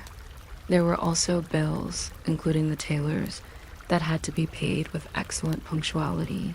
Political knowledge mattered. So did the ability to change topics just before the guest changed his mind. These rooms, though they would not appear in official histories, nonetheless produced subtle drafts of policy, a softened stance on a bill, a delayed publication, a rumor that whopped exactly where it was told. It was not democracy, and it was not nothing. Meanwhile, the empire continued to argue with its conscience. Pamphlets called for rescue and reform in sentences that enlisted every possible comma. Josephine Butler campaigned like a weather system, and she was not alone. Clergymen thumped the pulpit and then ordered luncheon. Committees sat, rose, formed subcommittees, and returned with recommendations that the city applauded and forgot. Alternately, debates labeled sex work as sin or tragedy or municipal inconvenience. Few labeled it as labor, though the ledger books and back rooms made a sensible case. In parlors and boarding houses, the moral arguments turned into practical ones. How to keep enough aside for winter. How to convert a client list into a haberdashery's opening day. How to say no with a smile that was also a door closing. Salvation appeared in several costumes, marriage, service, millinery, migration, and each came with its own fine print. Some women chose them, some did not. Choice, after all, is easiest for people who have many of them. There were private bargains that never met a statistic. A senator urged for a cleaner city and sent roses to a room that had its own climate. A philanthropist denounced vice by afternoon and praised a singer by evening, and then bestowed practical donations to the rescue home that did not ask many questions about the donor's calendar. A policeman returned a lost brooch and received quiet gratitude he would never discuss. An editor ran a fiery editorial and then assigned a sympathetic reporter to cover the funeral of a girl no one had claimed, and the reporter paid the undertaker's fee in cash because the undertaker was a friend. Hypocrisy, certainly. Also mercy. Human life, which refuses to sort itself into tidy columns, created a city that was as contradictory as it was predictable. The ledger showed pounds and shillings. The neighborhood kept track of everything else. By midnight, the city was humming at its gentlest pitch. Theatergoers told carriage lamp stories about actors. A treadmill of hansoms circled the clubs like polite sharks. Gaslights hissed like old aunties. Windows so prim at noon now blushed, then pretended they hadn't. A woman folded today's earnings into tomorrow's hope, slipped a sovereign under the lining of her glove, and set aside a sixpence for the pot of basil that made the room. Honest. Another boiled handkerchiefs with soap flakes and a seriousness that ranked just under theology. Another copied 2 client initials into a notebook that would later become a grocery list. The lapdog, naturally, slept poorly and snored with the confidence of rank. On foggy nights, the city narrowed to the length of a lamplighter's stride and felt manageable. One pool of light, then another, then a doorway that knew your name. If you listen carefully to this hour, you can hear all the skills that never reach statues. You hear budgeting practice with the exactitude of a banker, and the resilience of laundry. You hear language picked up and rearranged, a joke calibrated to diffuse, a compliment sharpened to convince, a refusal phrased as a promise deferred. You hear a kind of housekeeping that maintains not only rooms, but also reputations, because in this economy, appearance is both product and shield. You hear study. Newspapers read for hints of where the evening might drift. Parliamentary sessions watched for their effect on how gently the police will walk. Sermons scanned for the new edges of respectability. You hear laughter that turns. Fear down to a humane volume and makes tea taste better. By dawn, everything looks innocent again. The first smoke cart shakes the last songs out of the air. Coal dust decides to be tomorrow's problem. Curtains discover they are simply curtains once more and not international borders. Someone washes cups in water that doubts its own clarity.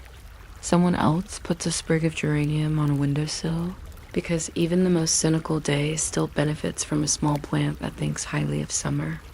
The dog conducts a supervisory chore, paws tapping like the gentlest gavel. The ledger closes with a ribbon tie modest, efficient, proud of paying the rent. On another street, a girl who has calculated herself into a new life opens her millinery shop and names the first hat Wednesday. No one asks why. The cash box has already adopted the habit of optimism. What did they actually do all day? They organized light, sound, and timing. They turned housekeeping into commerce and commerce into survival. They stitched a city's illusions so neatly that the seams passed for decoration. They attended committees of one body, rent, dignity, and recorded minutes in the mirror. They learned how to travel from anonymity to charisma and back again, in the time it takes a kettle to begin murmuring. They educated men who were unaccustomed to listening and persuaded them to enjoy the experience. They dealt with law as both hazard and stage direction. They endured illness and nonsense and advice shaped like a lecture. They brought a stubborn mercy to one another when the world refused to budget any dot and now the curtains velvet, cotton. Or wishful thinking, or still, the map of the streets folds up neatly, yet somehow keeps the fingerprint of every hand that held it. If you are still awake, the dog will allow you a final glance at the tidy parlor, the cooled hearth, the ledger that doesn't lie and doesn't tattle. It will all start again after a cup of tea and the day's first decision about hats. But for the moment, even the city agrees to close its eyes. The piano keeps its soft opinion of Chopin. The fern straightens its fronds as if rehearsing. Somewhere, between a bishop's sermon and a milliner's invoice, a woman hides a hairpin in the hem of her dress and gives sleep permission to arrive exactly on time.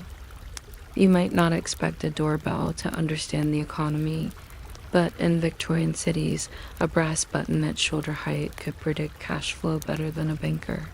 It knew which hours produced polite coughs, which hours summoned hurried footsteps, and which hours only the wind showed up, rustling the street posters for tonic water and patent corsets. A doorbell learned appetite like a patient teacher. It learned discretion like a cat. If you're still awake by the time we take inventory of hat pins and hair pomade, feel free to subscribe very gently perhaps, with the same energy used to nod at a vicar without promising anything. Inside the grander houses the morning began, with clinking teacups and a whispering fire, as if the coal were practicing its lines. Rooms wore velvet like a memory. Carpets behaved like well-bred lawns. The piano had been tuned recently or convincingly, and it sat there as proof that culture could be rented by the hour. There were ferns, always ferns, which Victorians trusted to filter air and morals with equal enthusiasm. A clock measured, the quiet with Roman numerals dignifying lateness as if it were a Latin verb. And behind the polished surfaces lived a workday that looked very much like management. Ledgers, neat as church pews, kept two kinds of sums, what went out in candles, coal, and ribbon, and what came in, usually in smaller coins than the stories would have you believe. The madam walked with a ring of keys. That sounded like a tiny parade. She decided which curtains could be drawn and which must remain suggestively half open, a position with the strict geometry of hospitality. She scheduled the laundress, reminded the cook that bacon comforts philosophers and bricklayers alike, and eyed the parlors for asymmetry. Nothing sold like order, except the suggestion of disorder tidied quickly. A good house felt rehearsed, but never staged. It placed novels on the table with absolute certainty that no one would read chapter 2. It employed a maid who could intuit whether a caller wanted coffee, tea, or a minute to remember an invented name. Elsewhere, far from Velvet, the same city offered lodging house rooms with wallpaper that had become more suggestion than color. Windows kept a narrow opinion of daylight. The business proceeded anyway. A cracked wash basin, a kettle with loyalties, a chair with one silent leg. That was often enough to make a world that could stand until evening. On the street, the hierarchy appeared and reappeared like a municipal tide. There were high class, courtesans with rented carriages and gloves so immaculate they gave advice. There were houseworkers whose names rarely left the neighborhood, but whose knowledge of that neighborhood could have served as a map. There were streetwalkers who relied on boot heel rhythms the way sailors rely on weather. Everyone learned the same lesson: glamour is a costume, survival is a habit. The courtesans kept daylight as a servant. Breakfast took place next to a vase that pretended not to be expensive. Letters were opened with a small knife absolutely convinced of its own elegance. Replies were drafted in a hand that traveled through punctuation like a steady carriage. Dressmakers visited with tapes and gossip. An irresistible combination. A jeweler fixed a clasp and measured a mood. A French perfumer sent samples with names that sounded like afternoons. The courtesans studied newspapers the way accountants study columns. Railways, votes, tariffs, opera programs, none of it was idle. A client who wanted conversation respected a companion. Who could distinguish the Baltic from the Balkans without breaking into Latin? Knowledge was a wardrobe item. Pressed flat, ready to wear dot lower down the ladder, mornings required engineering. A basin of water became confidence. Rice powder turned reflections cooperative. A dab of violet water traveled further than bus fare. Stockings were darned with strategic optimism. Hair was coaxed into shapes that promised an evening.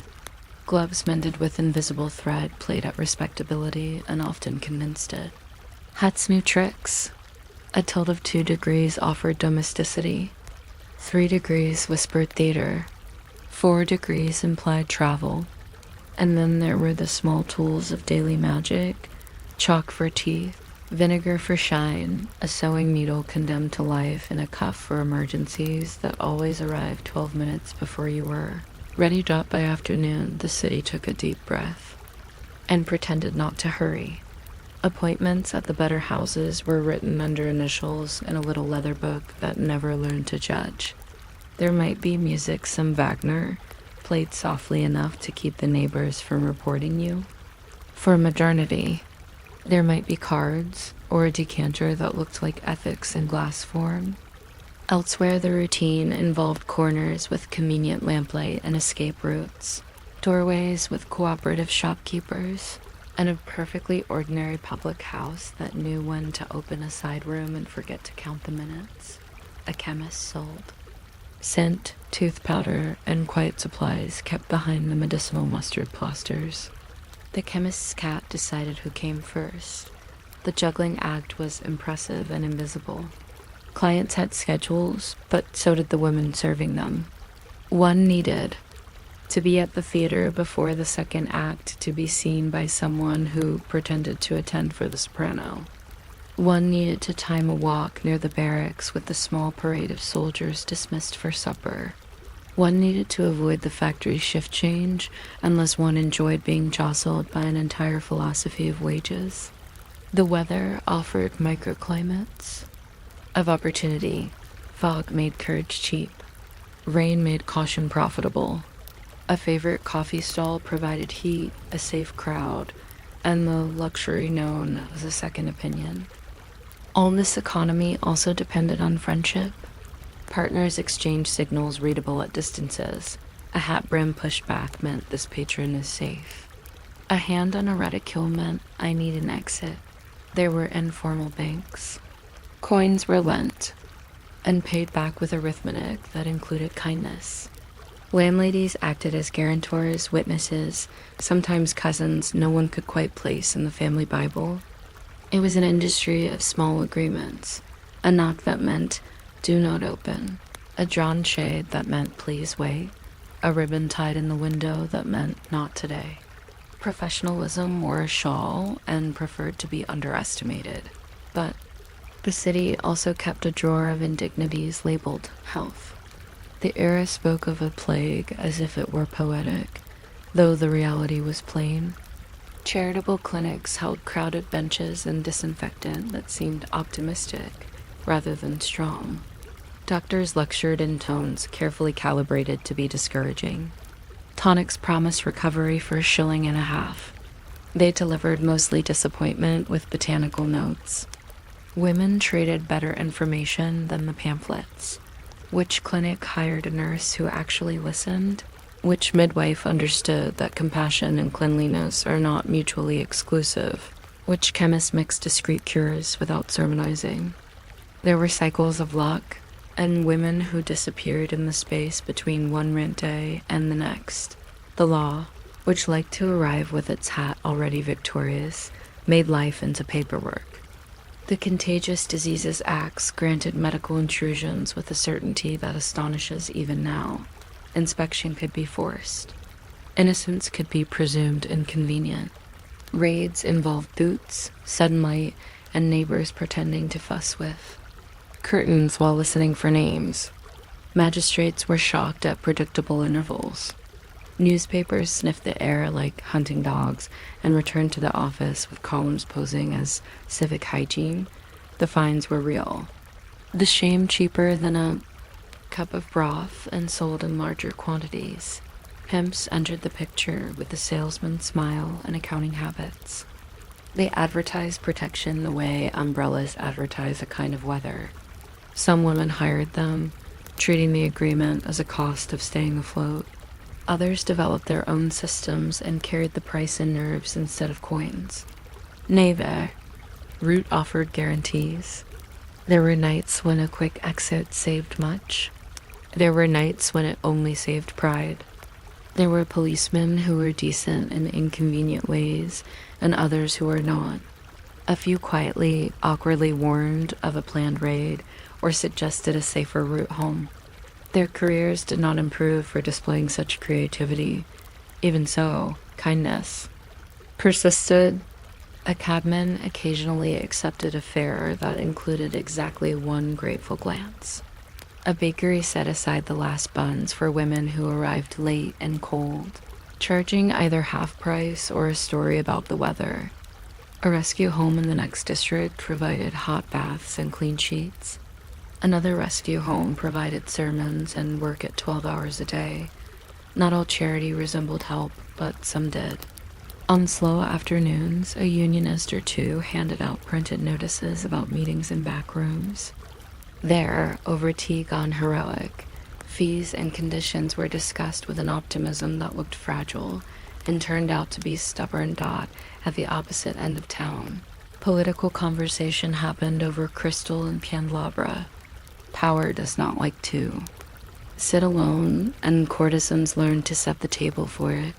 They brokered introductions, edited letters, and improved reputations by arranging the right people in the right drawing room with the right cake. A statesman would bring a draft of a speech and depart with fewer adjectives and more votes. A banker wondered whether a new line to the coast would be fashionable.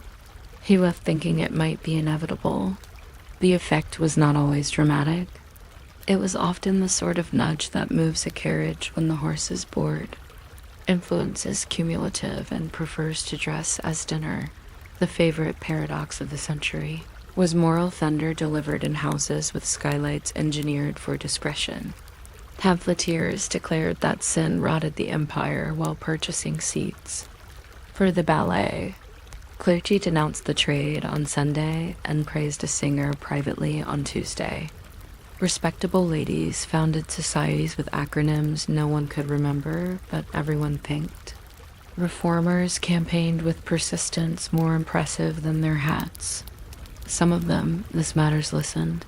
Others enjoyed vocabulary.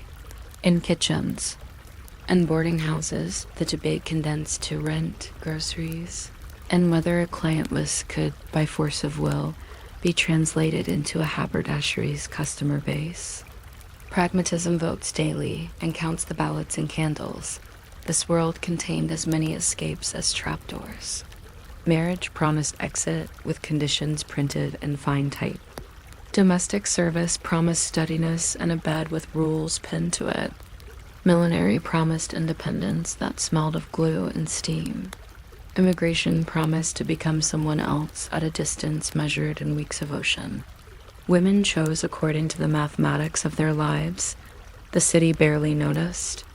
The city rarely does. It kept its turbines turning, its registers ringing, its preaching measured out between street markets and Saturday night dot as night arrived, the gaslights exhaled. The theater let out and primed the avenues with perfume and casual applause. The same people who were alarmed by vice found themselves hungry for supper. Doorbells rehearsed their repertoire again, sometimes eager, sometimes bored. Windows that had been virtuous all afternoon now glowed like toast. Inside a house with a fair opinion of itself, a maid returned from the scullery with a fresh teapot, and the calm of a person who knows every shortcut. The madam counted change with a speed that embarrassed arithmetic. A woman placed a sovereign under the lining of her glove and decided that on Sunday she would buy a better kettle. Another folded ribbons into a drawer with the domestic piety of a small chapel. Another practiced saying no, as if she were learning lines for a part that deserved nuance in rooms that could have been offices if life had shifted slightly. Daybooks were closed with a ribbon that meant business conducted, debts understood, tomorrow acknowledged. A lapdog prevented complications by snoring like a moral argument too tired to continue. Coal settled in the grate with the modest pride of a job finished. A streetwalker checked the street from a second-floor window and filed away the evening. As evidence, this corner is safe when the constable with the mustache is on duty. That corner is not safe, mustache or no. She pinned a spare key to the underside of the mantel clock and slept with a stubborn faith that tomorrow's arithmetic would somehow add up. Glamour loosened its stays. Respectability returned from its evening off and pretended it had been. Present the whole time, dusting the furniture as if to remove conversation. A courtesan wrote one final note too, carefully chosen sentences and a deliberate smudge, then sealed it with wax that had expensive thoughts. She placed a geranium cutting in a glass because a small living thing gives even rented space a longer. Future. In the basement kitchen, a kettle hummed in the vocabulary of steam. In an attic room, a girl who had counted and counted again tucked her savings into the hem of her dress. The city, being pragmatic, encouraged sleep so it could charge. For tomorrow, what did they actually do all day? They made schedules behave. They polished conversation until pride could see itself.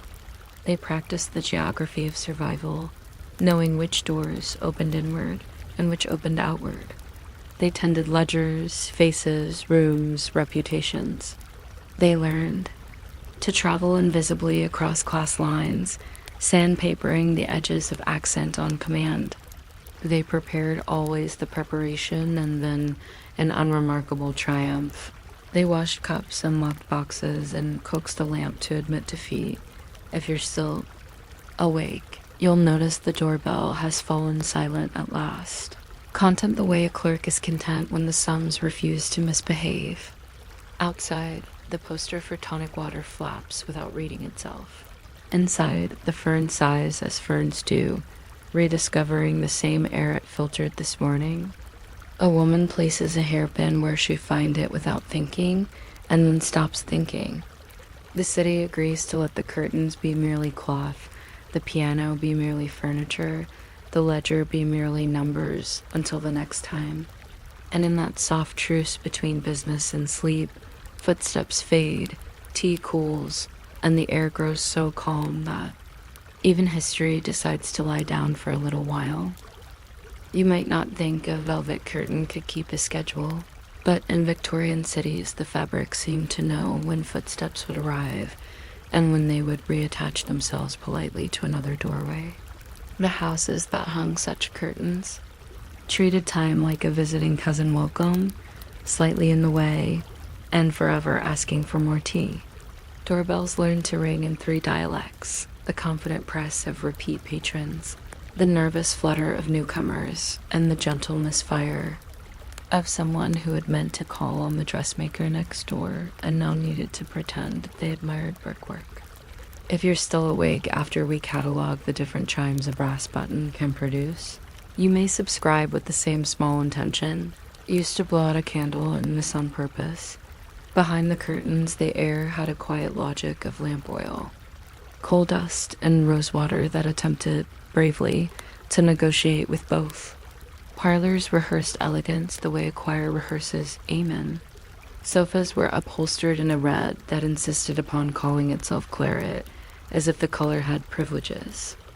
At the opera, the wallpapers flocking collected secrets the way cuffs collect pastry sugar. Somewhere a piano nursed 4 reliable waltzes, the sort that reminded everyone not to think of the 5th. A guest who bothered to notice would see the strong wrist of the maid carrying hot water. The ledger on the escritoire opened to a page that looked like a marching band of shillings, and the faint shine on the stair rails where Bucks had paused. To reconsider everything, then reconsidered reconsidering. The madam's territory ran on inventory, not scandal. She tracked candles the way admirals track ships. She bought coal in friendly quarrelsome lumps because a neat fire suggests a neat conscience. She wrote to a French perfumer known only as L. She favored a laundress who could coax lace back to the optimism of its youth and return linen with the steady righteousness of a sermon. She negotiated with the butcher for beef that would keep through the week, and with a piano tuner who believed octaves were a moral issue. Keys hung at her waist like a metallic laugh.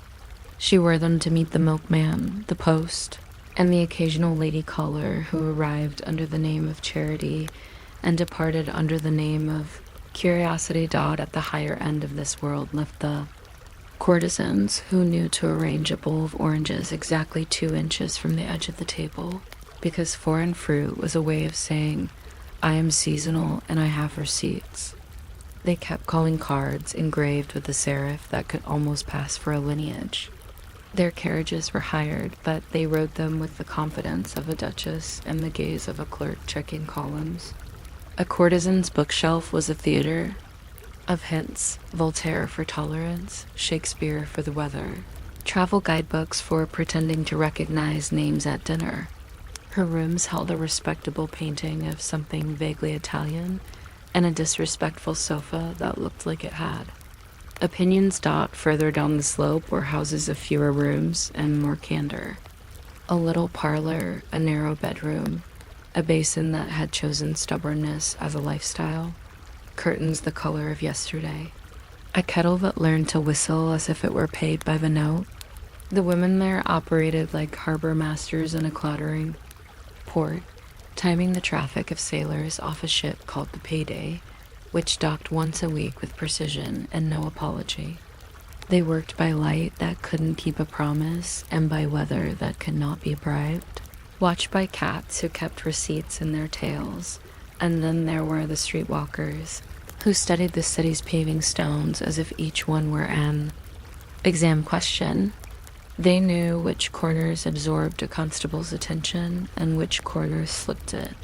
They watched the gas lamps discover their own reflections in puddles and called that romance when they were feeling brave. Everyone in the business could read the tiny language of globes. Buttoned meant patience, unbuttoned meant business, absent meant either poverty or a kind of honesty-polite society preferred to rent rather than purchase. Mornings, for almost everyone, began with water that always thought it had done enough. A basin could hold resolve as easily as soap. Carbolic announced itself like a stern ant. Castile possessed ideas about Spain. A more fashionable glycerin soap tried to be charming. Faces were coaxed into neutrality with rice powder. Rouge negotiated cautiously with daylight. Lips gained color from crushed petals, or, in a household with taste for theater, from the subtle encouragement of carmine. Hair was persuaded into compliance with pomatum until it resembled obedient silk. Curls were produced using rags, pins, and a degree, a faith rarely recorded by philosophers. Wardrobes cooperated with morning strategy. The courtesan kept 3 uniforms: breakfast intellect, afternoon possibility, and evening inevitability. Breakfast intellect included a tea gown that said, I read newspapers and I don't spill. Afternoon possibility required a hat that understood topography. Evening inevitability asked light to participate. Working class women managed with 2 dresses and a shawl that performed 24 roles. Coat, blanket, curtain, oath. Ribbons were ironed with the bottom of a hot kettle. An ambition. Shoes were polished with patience until they taught the pavement a level of respect. Errands stitched the day together. A trip to the pawnbroker to liberate a bracelet that had been serving a sentence for unpaid rent, an exchange with the greengrocer. For apples that looked like they remembered orchards, a nod to the chemist who sold scent and discretion in equal portions. The chemist's bell rang like a judgment delivered by a small choir, and behind the counter glass displayed bottles that would cure anything except impatience. And back on a shelf labeled domestic stood powders designed for laundry, insects, and embarrassment. Afternoons required choreography. Appointments were arranged on little cards with initials that meant a great deal, and identities that meant less. A cab might be sent, or an expectation. Patrons arrived with newspaper opinions stuffed into their pockets like extra handkerchiefs. Conversation served as welcome, path, curtain, and sometimes door. In places with larger budgets, a pianist supplied. Melody at a volume that approved of everything and disagreed with nothing. In smaller rooms, the melody was the kettle. Safety had its own routine. A double knock that meant, "Are we ourselves?" A door left only an inch to say, "We accept." A friend outside who could knock the door back into its hinges with a debate about rents if necessary. Money flowed in tributaries.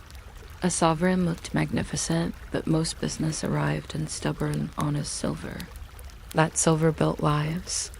Paid the charwoman, the laundress, the girl who came in of a Tuesday to clean the lampshades with breadcrumbs and opinions. It paid the coal merchant who called everyone dear to avoid learning names. And it paid the boy who ran to fetch oysters because the evening had become unexpectedly sophisticated. The ledger balanced when the house cat stopped watching the arithmetic and decided there would be cream in the future. Of course, the trade believed in contingency plans. Friends acted as banks when banks would not act as friends. A trusted landlady might hold a packet of coins wrapped in newspaper, so old it had become history twice. There were signals that looked like fidgeting and meant salvation. A hat pin could enforce a boundary and hold a feather. A small folding knife lived perfectly innocently in a reticule next to a thimble, and like the thimble, existed to keep harm off the fingers. The harsh parts insisted on their presence.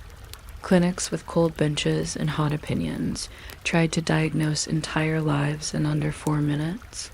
The waiting room smelled of disinfectant that knew what it ought to be doing but couldn't find enough. Resolve. Mercury and patients were distributed with equal care and similar side effects. Women learned to read doctors like railway timetables. This one ran late but got you there. That one was punctual and unhelpful. Another didn't charge.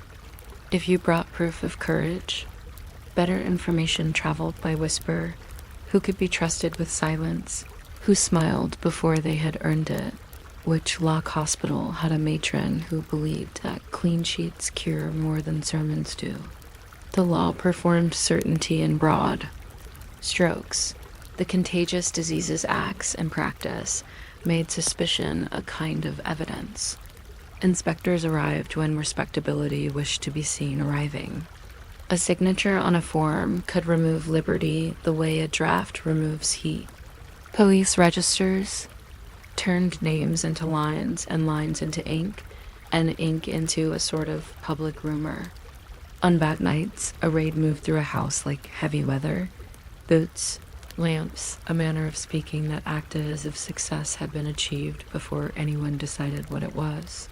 Even the wallpaper tried to look busy. Pimps hovered where hope ran. A deficit. They advertised protection and occasionally delivered time.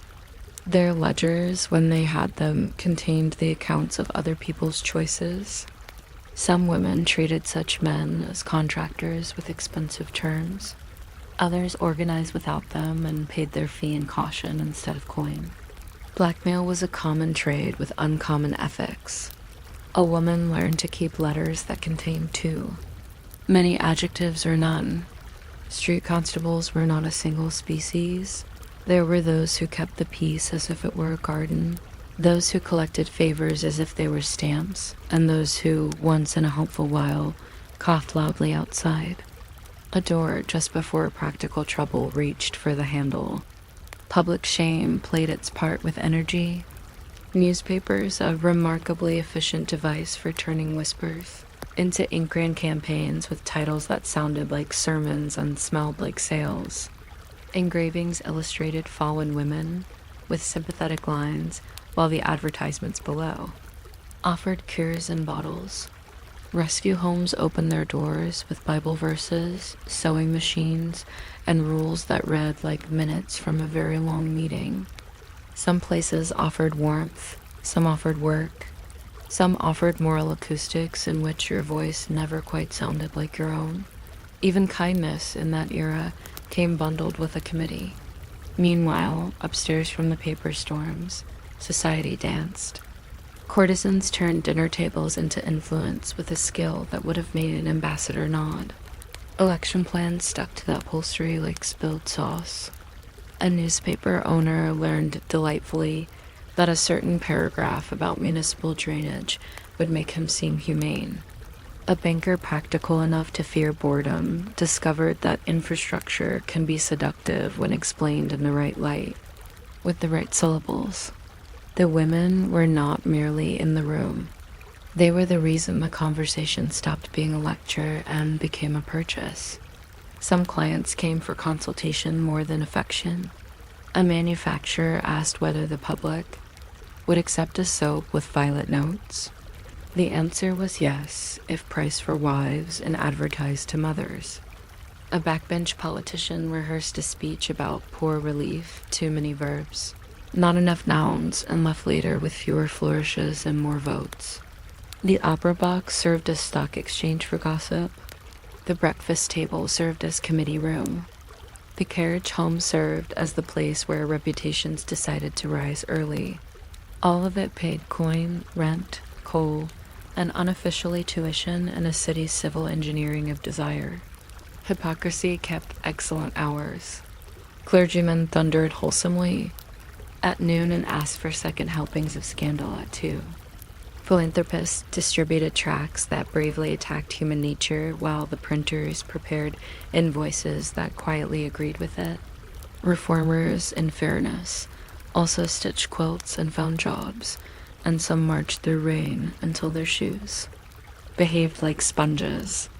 Josephine Butler and her colleagues fought the axe with blistering patience. The axe, being axe, blustered. The Salvation Army found melodies people could hum, even when the collection box contained mostly sympathy.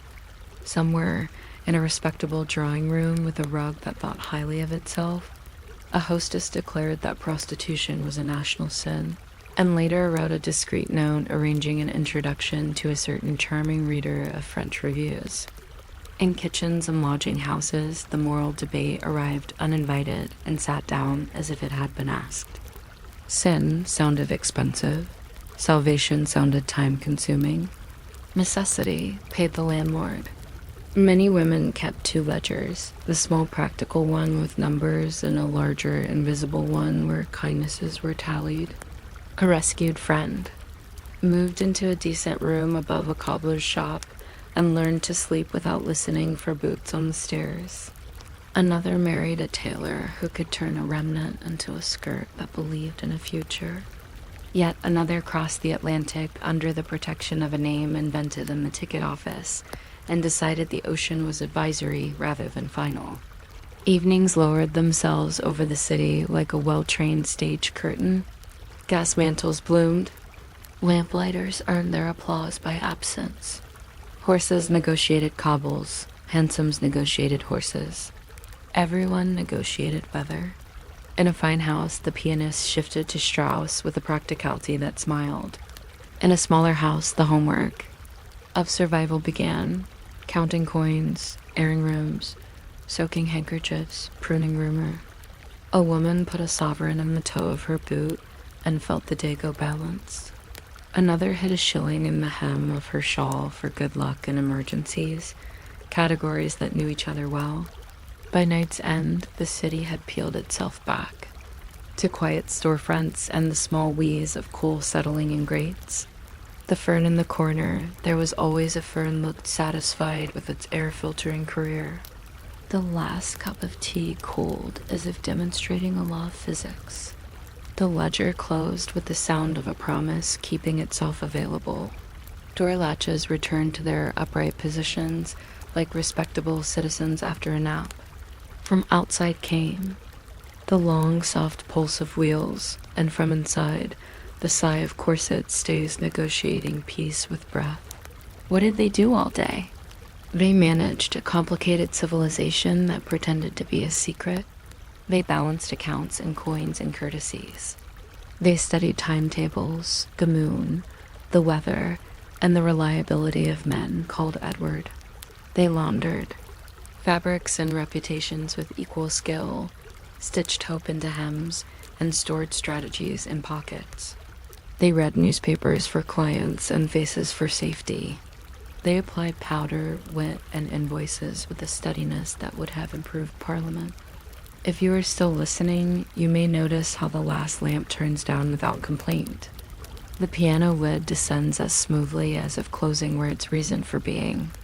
Somewhere a carriage door clicks like punctuation at the end of a long, polite sentence. The city leaves a little bowl of silence on the table for anyone who wants to. Takes them home. Breath falls into step with the clock, and even the curtain, having kept the day's secrets, becomes just cloth again, learning the easy grammar of the dark. You might not expect a lace glove to function as a day planner, but in the more practical corners of Victorian life, it kept excellent hours. A single left glove on the mantel meant a patron was due soon. 2 gloves tucked into a vase meant the maid should stretch a bath. A glove placed palm up on the side table meant very sensibly tea. Even the door understood nuance. It answered to 3 kinds of knocks: the brisk rap of a gentleman who fancied himself a regular, the hesitant peck of someone practicing bravery, and the unmistakable thud of the landlord rehearsing his moral position. If you're still awake, when we reach the part about the exact angle at which a gas lamp prefers to be trimmed, you may subscribe with the lightness of a sigh, or not. This is a quiet alley. We keep no attendance dot behind the velvet curtains, everything aimed for a polished illusion that did not mind being slightly frayed around the edges. The parlor insisted upon gentility the way a cat insists upon ownership, by confidently sitting on the warmest spot. Sofas were brocade that called itself burgundy, although the upholsterer had never met a vineyard. The wallpaper had a repeating pattern of small, optimistic flowers. These were not the flowers that grew in London. These flowers had never seen soot. Candelabra practiced being sincere. A pianoforte sat patiently with music kept open to waltzes in a key that suited the room's proportions, which is to say, forgiving. On a sideboard stood a bowl of oranges acquired by sheer stubbornness from a fruiterer on the Strand. The bowl suggested health, but mostly suggested that someone knew how to haggle. The madam managed the premises as if it were a small railway, timetables, priority tickets, repairs, and the occasional excursion. She kept accounts in a hand that looked like fences upright, identical, and refusing to fall over. Coal arrived in sacks that considered themselves permanent guests. The fire was coaxed into steady good behavior by means of a poker that enjoyed the sound of its own authority.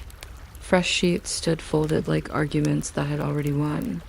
There were spare hairpins in a porcelain dish, camphor balls in a drawer, roses in a jug that pretended successfully to be a vase, and a bottle of scent labeled with a French address that had been invented for the purpose. The house had a cat, named Mrs. Crumpet because she understood rising. Not all houses worked at the scale of polished brocade. Some were slender creatures with a parlor that believed in making do, and a stairway obligingly narrow to persuade guests to hold the banister.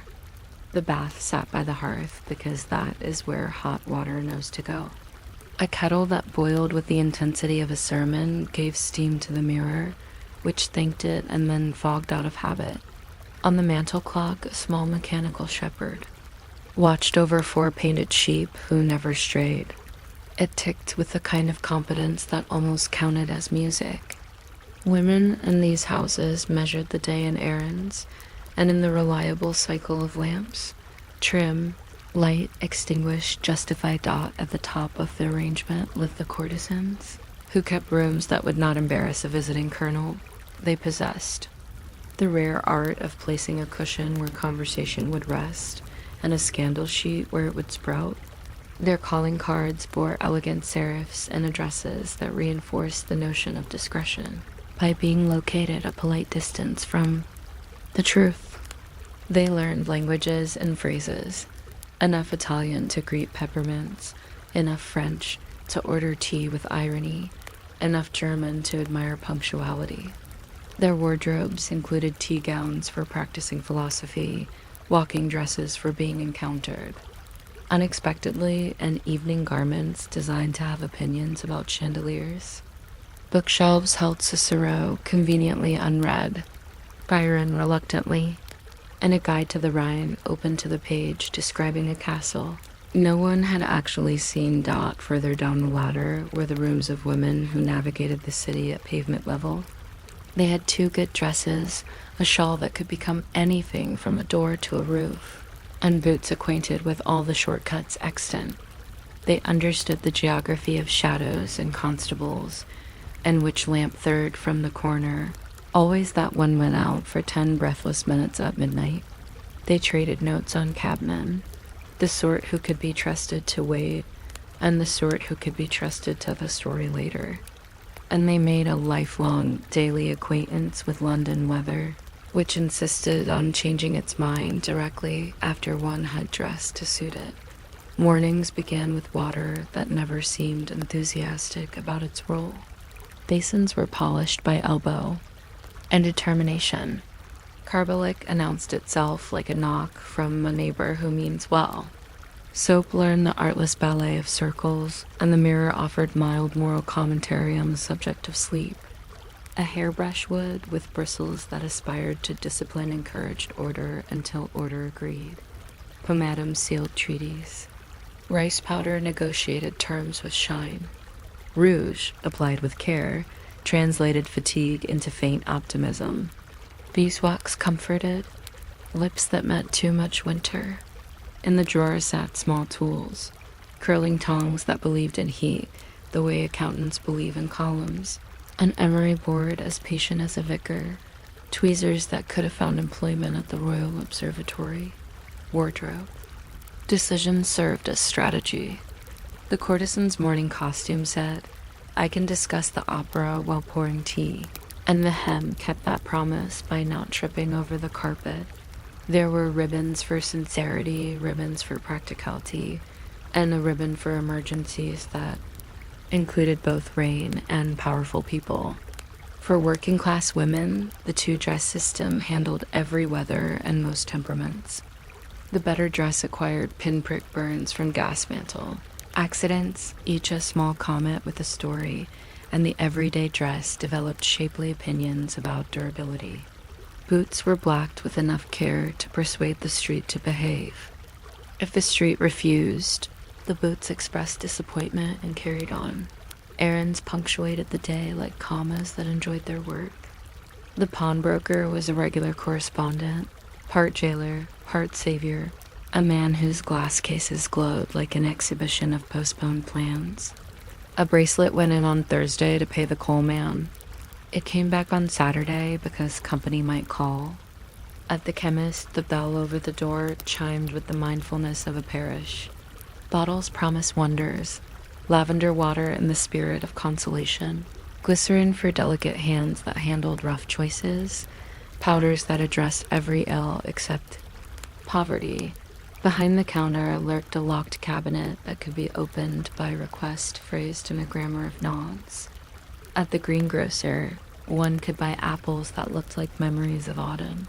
And at the baker, it was possible to secure a roll substantial enough to pass for good news. Afternoons were the hours of choreography. Appointments arrived on cards, and in the quiet rumor of footsteps that recognized carpets. Conversation began with the weather and improved gradually through humor to nurse a fragile kind of trust. Houses at the polished inn employed pianists who could keep a room moving without threatening it. Houses at the plain end made do with a kettle, which had an excellent sense of timing. Protection took the shape of routine. Knocks were coded. 2 slow, 1 quick meant the police are bored.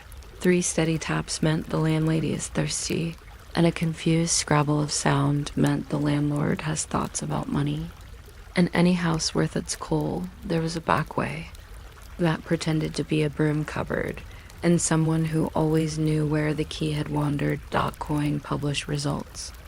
A sovereign sparkled, of course, but most of the economy marched in silver honest shillings, sixpences with nibbled edges, pennies that carried entire afternoon plans on their backs.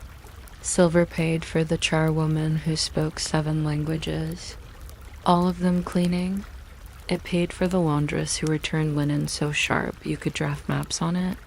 It paid the boy who ran to the oyster stall because the evening had unexpectedly decided to become fashionable. It paid for the lamp oil, which insisted on believing in hope, and for the coal, which believed in outcomes. It paid quietly a widow, upstairs whose cough always sounded like rain. Safety was a craft. Hat pins doubled as opinions. A reticule with 2 compartments carried powder in one and a small, impeccably ordinary pocket knife in the other, both for grooming, of course, should anyone inquire. There were friends with good ears and better reflexes. There were cabmen who had earned the right to be hailed from anywhere. There were landladies who, behind a constitution of warnings, possessed a flinty courage that could convince a corridor to behave. Rooms were arranged with escape in mind, a chair not too heavy, a window latch that believed in liberty, a hob that looked like coal but acted like alarm bell. The city's unpleasant systems moved alongside the private ones. Hospitals, grand in their arches and stingy in their warmth, kept bench seats that cooled worries into stiffness. Waiting rooms smelled of antiseptic that longed to be decisive, and newspapers that had given up the attempt. Treatments arrived with Latin names and Victorian certainty. Washes, rest, restraint, advice, abstention, repentance, and on better days, soup. Women learned to read physicians, the gentle optimist, the efficient baker of pills, the man who had never learned to knock on anything but the Almighty's door. Information traveled by whisper. Which clinic would treat you if you had pawned? Your boots, which would treat your boots and pawn your spirit. The law stood nearby and did arithmetic that tolerated no decimals. The Contagious Diseases Acts placed suspicion into the column, labeled syndromes, and then announced the totals with a straight face. In some towns, a constable's nod was enough to requisition a body for examination. That nod could be earned by standing on a certain pavement for a certain number of minutes, by walking alone with an air considered insufficiently anxious, or by having already been poor for too long. Registers smoked with names. Courts smiled in one direction and frowned in another. Respectable men left rooms with their honor intact, their hat brims level, and their wrists precisely unexamined. Raids demonstrated theater without scenery. Boots on stairs, a lamp that hesitated, the sudden over-efficiency of doors, a ledger closed too quickly. A woman folded a shawl because folding is a language that says, I'm thinking. The respectable grocer across the way developed a heartfelt interest in window displays. In the end, fines grew like ivy.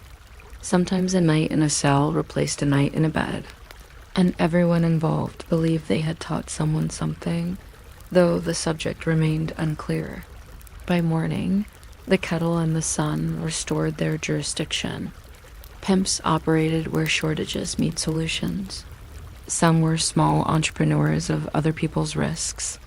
They carried ledgers as thin as excuses and promises as thick as smoke. Contracts wrote themselves on air terms payable daily, respect in arrears. A few provided actual protection, the same way a thunderstorm provides actual rain. The rest sold umbrellas with holes. Women formed alliances that bypassed the profession entirely, pairs of friends living with a rule about splitting rent and rewards in quarters and dangers in half. In this they resembled merchant shipping watch kept by turns, lamps inspected, storms waited out with a book and a plan. Blackmail was a cousin of commerce. Letters were currency in an economy of adjectives. Everyone learned not to keep anything that required defending during breakfast. French letters meant one thing at the chemist. French love letters meant something else in a solicitor's hands. There were girls who wrote back to gentlemen scolding them for their spelling, and to their credit, some men sent revised versions accompanied by flowers and apology. Etiquette, in its strange way, could be kind. Parallel to the street's argument, society floated like a parade of well-trained swans.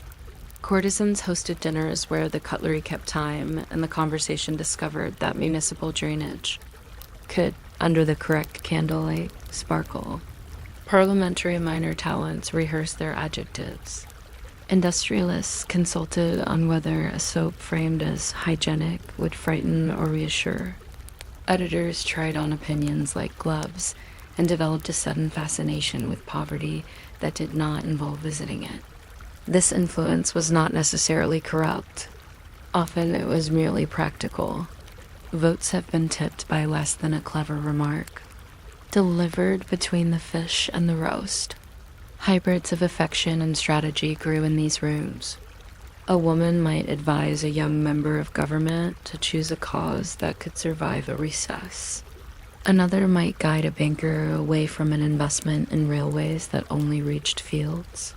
A third might help an actor with his vowels and be repaid, in a choice of box seats and the quiet enjoyment of watching a reputation acquire itself. When someone said she knew everyone, what was meant is that she knew how everyone prefers their tea, and whether they put their emphasis on the first syllable of principle or the last of interest. Hypocrisy functioned like the city's fog. It entered without knocking and left having killed some flowers. Clergymen denounced vice before luncheon and took a scenic route home. Philanthropists wrote tracts with alphabets so stern even the commas stood to attention, while printers supplied invoices without blush. Newspapers thundered like energetic furniture, lots of noise, very little movement. Rescue missions, however, also existed at the border of sermon and soup. Some of them truly sheltered girls who needed night to stop chasing them. Some taught laundry with a zeal that could bleach beliefs. Others measured success in testimonies printed on postcards. The Salvation Army sang hymns that made poverty briefly sing back. Josephine Butler and her allies campaigned endlessly, patiently, exhausting lions and gentlemen alike. History calls that movement reform. The women involved called it work. Meanwhile, in boarding houses, the moral debate was something to stir into porridge. Sin, said the paper at breakfast. Salvation, said the pamphlet at supper. Necessity, said the rent at noon. Many women kept a second, quiet ledger with entries written in favors. Who watched whose child during the fever, whose shawl went to whose. Shoulders on the cold river nights when the bridges exhaled, which landlady pretended not to hear the key returned late because she knew the going rate of loneliness. Somewhere on a Saturday, a woman married a carpenter who admired her ability to brace timber by touch. Somewhere else, another sailed to New York under a new name that fit better. Elsewhere, one simply slept 8 hours and woke astonished. Evenings rehearsed their careful pageant. Gas mantles were mantled. Lamps rose on cue. Fire irons clinked like cousins raising a glass. Outside, hansom cabs thought about elegance, while four-wheeled growlers thought about gravity. Inside, conversation tuned itself to a comfortable key. A pianist stitched melody onto air like lace onto a cuff. In humbler rooms, a penny dreadful was read aloud, the villain receiving appropriate booze and biscuits. Cooking happened at all social altitudes. Inquiries learned from sailors who'd learned from cooks who'd learned from grandmothers. And oysters that tasted of the Thames, with ideas above its station. And tea that knew when to arrive. The last appointment finished with a ritual of ordinary things. The straightening of a comb, the counting of coins, the placing of a dish of milk for Mrs. Crumpet, who always pretended not to notice. Night carried the city to the edge of itself. Clocks slumped affectionately over rooftops. Church clocks tested their vowels. Bong, bong, always on time. A carriage wheel made a soft argument with a rut. A constable checked a door and then, because he was human and night is long, checked it again. In the upper room of a decent place, a woman removed hairpins that had held half her day together and set them in a neat little star, because starlight is never wasted. She examined her hands, useful, tired, capable of tomorrow.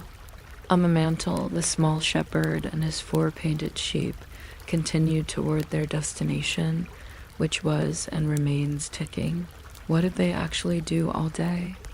They ran a complicated domestic empire, discreet and humming, based on linen, hot water, and the precise deployment of charm. They navigated laws that could trip a person at walking speed. They managed books, both the financial kind and the kind that lend a room ideas. They balanced ironies and budgets and cups of tea. They formed friendships that did not ask questions, kept secrets that would have bored the sky, and practiced the modest and sovereign act of choosing. If you have drifted, that is appropriate. We have reached the hour when even the gas lamps grow thoughtful and the streets fold themselves like letters never posted. The piano lid closes as if it has just remembered the rest of the sentence and wishes to keep it. Upstairs, the ledger sleeps.